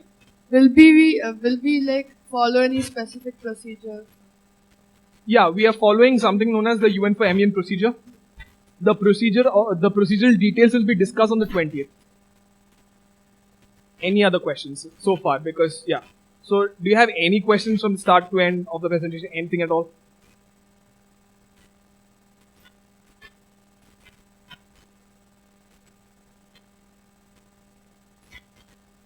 Anybody? Okay. So the next sort of topic that I'd like to talk to you about is something known as foreign and domestic policy. Now again, this is a very brief sort of presentation we have, and here we will answer the gentleman's question about what do you do when a country hostile to you sort of supports you and creates a confusion. It's a very pertinent question, by the way. It's a very important question. Okay. So we'll start off with domestic policy. So what do I mean by domestic policy? It refers to all kinds of legislations, policies, procedures, and governmental actions towards any particular issue. Self-explanatory, right? In the sense that you have to see, okay, has my country, with regards to this agenda, passed any laws? What is its attitude towards the agenda? What actions have I already taken? Right? So the whole thing about the odd even number plates, the ban on diesel cars, that's a measure to protect the environment. That is domestic policy, right? Specific to one state, understandably, but still policy. The domestic policy influences foreign policy because of common principles and values. Now again, this one is pretty obvious that it will, because you have to reflect what is there in your laws. You have to reflect what is there, what you believe in, right? It has to reflect in your foreign policy, and that where do you get that source? You get that source from your from your domestic policy. So, right. So then what happens is that you need to please recall this slide we had earlier seen regarding the constitution, right? There is where you can derive sort of values and stuff, right? Common principles and values. Now, I want to bring about a small example that happened in 2014. It was a very contentious issue for a few weeks with India, right? So there was, it started off with the United States pushing something known as a trade facilitation agreement, okay? So their advocacy was, you know what, if we pass this treaty, we are going to simplify customs, we're going to have all sorts of simplification procedures for exports and stuff, and this will boost trade. Fair enough. India came out with a severe objection to it, right? Why did it do that? It had an objection to the fact that the Americans were sort of stifling us when it came to food security. Okay? What was the American opposition to Indian food security? They said that you can't hold stockpiles like this. This was an issue in the WTO, by the way. It's a trade-related dispute. You can't hold stocks like that. You distort the prices. You give too many subsidies and you distort the trade, and that's not fair to us. All right. India's argument was simple. My country has so many poor and hungry people in need of subsidies, in need of food, and food security is something we're not going to compromise on. Simple as that. We will keep the stocks. Instead, if you want support for the trade facilitation agreement, because we are also a major exporter, you will listen to us. You will sort of do away with that requirement that we revise the subsidies, we sort of reduce the stockpiles. No, we will stand firm. Now, why did we do that? Because we kept in mind the poor of our country, not our corporations, but the poor of our country, the people who really need the food security. We channeled our diplomacy to make sure that this, by the way, it was a diplomatic victory for India. Because they managed to do that. They managed to tell the US to back off, to not touch the issue at least for a while. That's a huge diplomatic victory. And we did that because we kept in mind certain interests. So then the domestic policy influences foreign policy in this matter. Yeah? Okay. Foreign policy. How do you deal with the other states? In this scenario, this means how are you going to deal with your fellow delegates? How are you going to, what use do you have from them? How much can you compromise with any state? Okay? Now, I want to make it very clear. Foreign policy is not black and white. It's not. Okay? Foreign policy always is in shades of grey. Okay? It varies. No country disagrees with another 100%. No country agrees with another 100%. Okay? Do you think US and Canada don't have disputes? They do like trade worth 1 trillion a day. Do you think they don't have disputes? They have disputes. They have disputes over the Keystone XXL pipeline. They have disputes over even the border. Right? They do have disputes. Canada does not blindly follow America in its foreign policy decisions. Did Canada participate in the Iraq war? Not really. Does Canada support a lot of American interventions? No, not at all. There is a limit to where, in the opposite vein, you should look at hostile states, countries which are inimical to you, someone who like sort of you don't get along so well, right? So India and Pakistan, right? They don't get along. But when it comes to peacekeeping, who are the best of friends? India and Pakistan. They have to. They're the largest contributors to peacekeeping troops. They require coordination. At the United Nations, when you call Indian and Pakistani generals to testify for peacekeeping, who has lunch together? The Indian and Pakistani generals have lunch together. That says everything. Right? So it's not 100% disagreement. You always find places to cooperate. Even if you have staunch allies, it is not necessary for you to agree with them all the time, but within reason. It should be backed with already existing sort of decisions, that there's a pattern of disagreement on that particular issue. That's when it's justified. Okay? Please keep in mind this difference. Don't be worried about that. Okay, you know what? This person, by common perception, is that we are not supposed to get along, so we won't get along. That's not true. That's not true at all. Yeah. So again, foreign policy has several factors: history, political system, economy, geography, military might, system of values, national culture. Again, quite self-explanatory, and it determines what kind of a role you play. Are you more aggressive? Are you more docile? All of this plays a role in that, right? Yeah, and finally, why is it important at MUN? Again, how you interact with your fellow delegates and the UN itself is determined by your state's foreign policy. You can't differ from it a lot. You have to maintain a certain standard, right? It helps you determine your allies and states hostile to you. Who would you rather avoid at a negotiation? Who are your friends? Who can support you? Who will vote for you in your resolution? This is where you learn, right? It helps you understand the blocks and groupings and helps you gather the consensus. And it helps you understand the limits to which you can compromise. With such a country, okay, I can do this much compromise. That's it. Okay. Alright, so what has happened? Okay, so then I shall tell you where do you learn your foreign policy. Mostly this is available to you in your Ministry of Foreign Affairs websites, right? Mostly, okay. A lot of people ask me whether Wikipedia is a good source. Wikipedia is not a good source.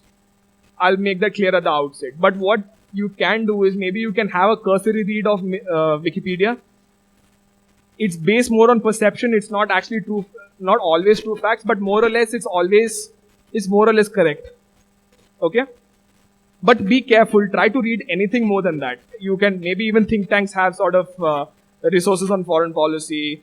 A lot of sources, government sources. There will be a lot of other places where you can actually find foreign policy. There will be documents. It's available. It's in abundance on the internet and such, right? So yeah, I guess that's where I have run out of my presentation. I'd like to open this floor. Oh yeah, I am so sorry. I had to address the question as to what do you do when countries hostile to you talks good about you suddenly.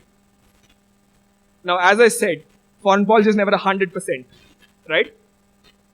If there is a good reason why that country is supporting you, that there is an established pattern with which they are supporting you, then it's valid, then it's okay. Go with it. Support him back or her back, right? But if the delegate is sort of doing it without any sort of basis, because he's just being friendly to you, because he knows you as a person, he likes you, and therefore he's supporting you, don't fall for that. Your chairperson at the end of the day is going to think, oh, you know what? He's just violated for his own foreign policy. If he gets you to violate your own, bad for both of you, right? Follow your own foreign policy if there is no good reason for them to support you. I think that would sort of sum up my answer to that question. Have I sort of answered your question a little? Perfect. One answer I've got right for it. Alright. Any other questions you may have?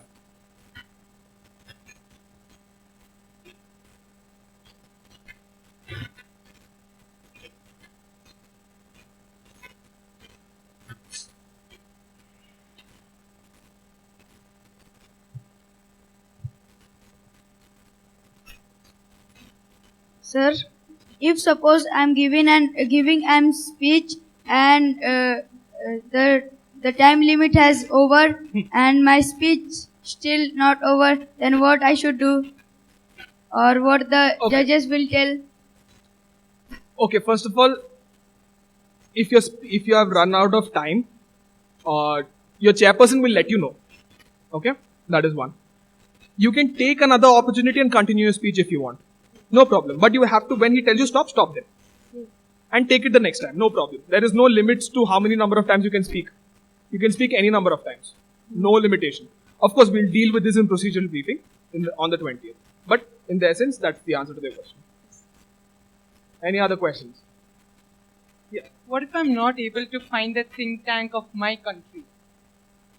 As such, the think tank is an optional source, right? As I said, it's good for you. It is beneficial for you to learn concepts from. If you don't have think tank sources, concentrate on the UN reports. That will work out well for you. That also has concepts also, but it's a little bit of a technical language. That's why I would recommend the think tanks also. Yeah. When a delegate is giving his or her speech and there's something what he or she says and I don't agree to it, then how do I bring about it in my speech? Like, I just want to counteract it. You can add your disagreements, but just make sure that it's done in a diplomatic, sort of a nice. Do I have to mention that particular country's name, or like do I just say generally? Yeah, you can do that. For example, if I'm say Pakistan, and there's a talk about right to self-determination. India just spoke, and I don't agree with their views. So I said the delegate of Pakistan respectfully disagrees with the delegate of India on such point for these reasons, so that you can frame your this thing in that manner. Any other questions? Yes, sir. In case say there's a country which is not exactly your ally, but in passing a policy which is favorable to you, you must make that country an ally of sorts, right? So, can you go against your foreign policy just so that you can pass the resolution which is favorable to your country? See, it is not a foreign policy violation if you're getting your own advantage. Yeah, if you're getting the outcome that is favorable to you, it's not a foreign policy violation. If you had to side with somebody for that also is not as such a foreign policy violation. Because, again, that's a very grey area. It depends on situation that I cannot really comment upon right now. But more or less what happens is it's never sort of different. Sometimes they are one and the same thing. So as such, if it gets your thing done, if it gets a favorable outcome for you, it's not necessarily a foreign policy violation. Is basically what I would say. But again, differs from situation to situation. Any other questions? Yeah. Sir, if other country tells wrong about my country, what should I do? Address it in your speech. So say them, okay, this delegate said this is not accurate, and we believe this, and then correct the facts. Tell them what the correct version of events are. Yeah. So, in the real United Nations, there are permanent members, and permanent members has to agree for the resolution to pass. Yeah. So, in the even MUN, there are so many permanent members. There might be China and United Kingdom, France, USA. So, even in the MUN, the permanent members has to agree. So your question is whether the same principle at the real UN is applied here? Yes. Completely. So for the members of Security Council has a veto. Only for Security Council, that is, only the Security Council has a veto power. Yeah. Do we need to involve in discussions that do not concern our country? No. Again, you speaking in committee is optional. None of the chairpersons will compel you to speak. I'm going to make sure of that. But it's encouraged for you to make your opinions known as much as possible, because you have to contribute to committee as a collective and for your own interests. So try as much as you can to speak. But if you don't want to speak on any particular topic, you don't want to speak on any, if you don't want to speak just generally, it's fine. Any other questions? I understand a lot of you may have procedural queries at this point. Again, we will be discussing procedure in detail in the next session on the 20th. Any other questions, please?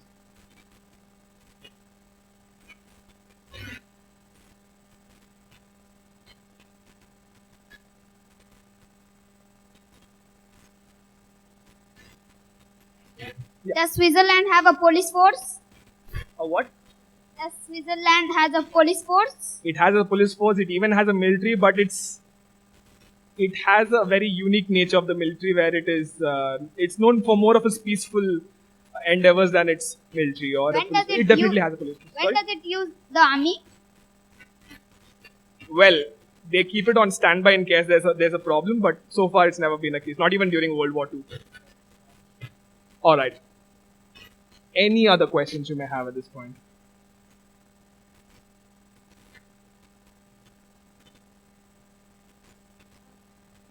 If you agree to some policy and later on you find it disadvantageous and you go for declining that policy, can you do that? I'm sorry, I didn't get your question. I'm like, if you agree to some policy Okay. and then you find it disadvantageous and then you want to change your decision to declining that policy. Yeah, so you can sort of decide to change your mind later on. That's fine. But it should be for good reason, and more importantly, please try to avoid that. Right? If you don't find it acceptable to you in any form, say no. Simple as that. Because if you keep changing, shifting positions, it's understood that you don't have consistency with your own thoughts. Right? So try to avoid that. If you are in agreement with it, try to stick with it as much as possible. It is recommended, but it's allowed for you to change your mind. It's not like it's forbidden. Not at all. Yes, ma'am. Do you have to give forth your resolution in the opening speech, or there's a separate time for that?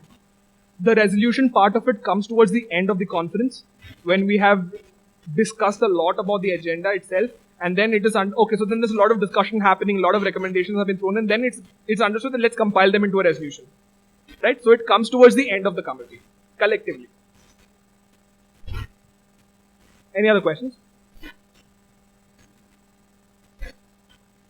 All right. So since there are no other questions, I think we can bring the session to a close.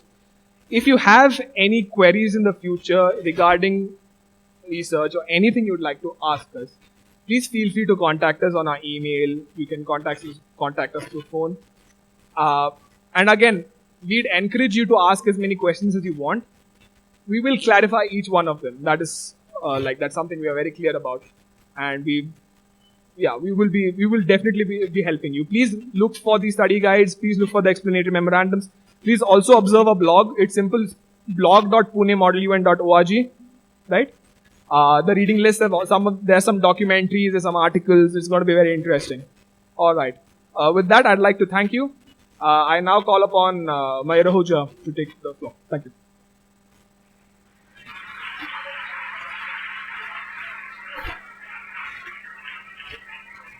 Thank you, Ashwath. I think that was a lot of talking for the past 2.5 hours, and he deserves that round of applause.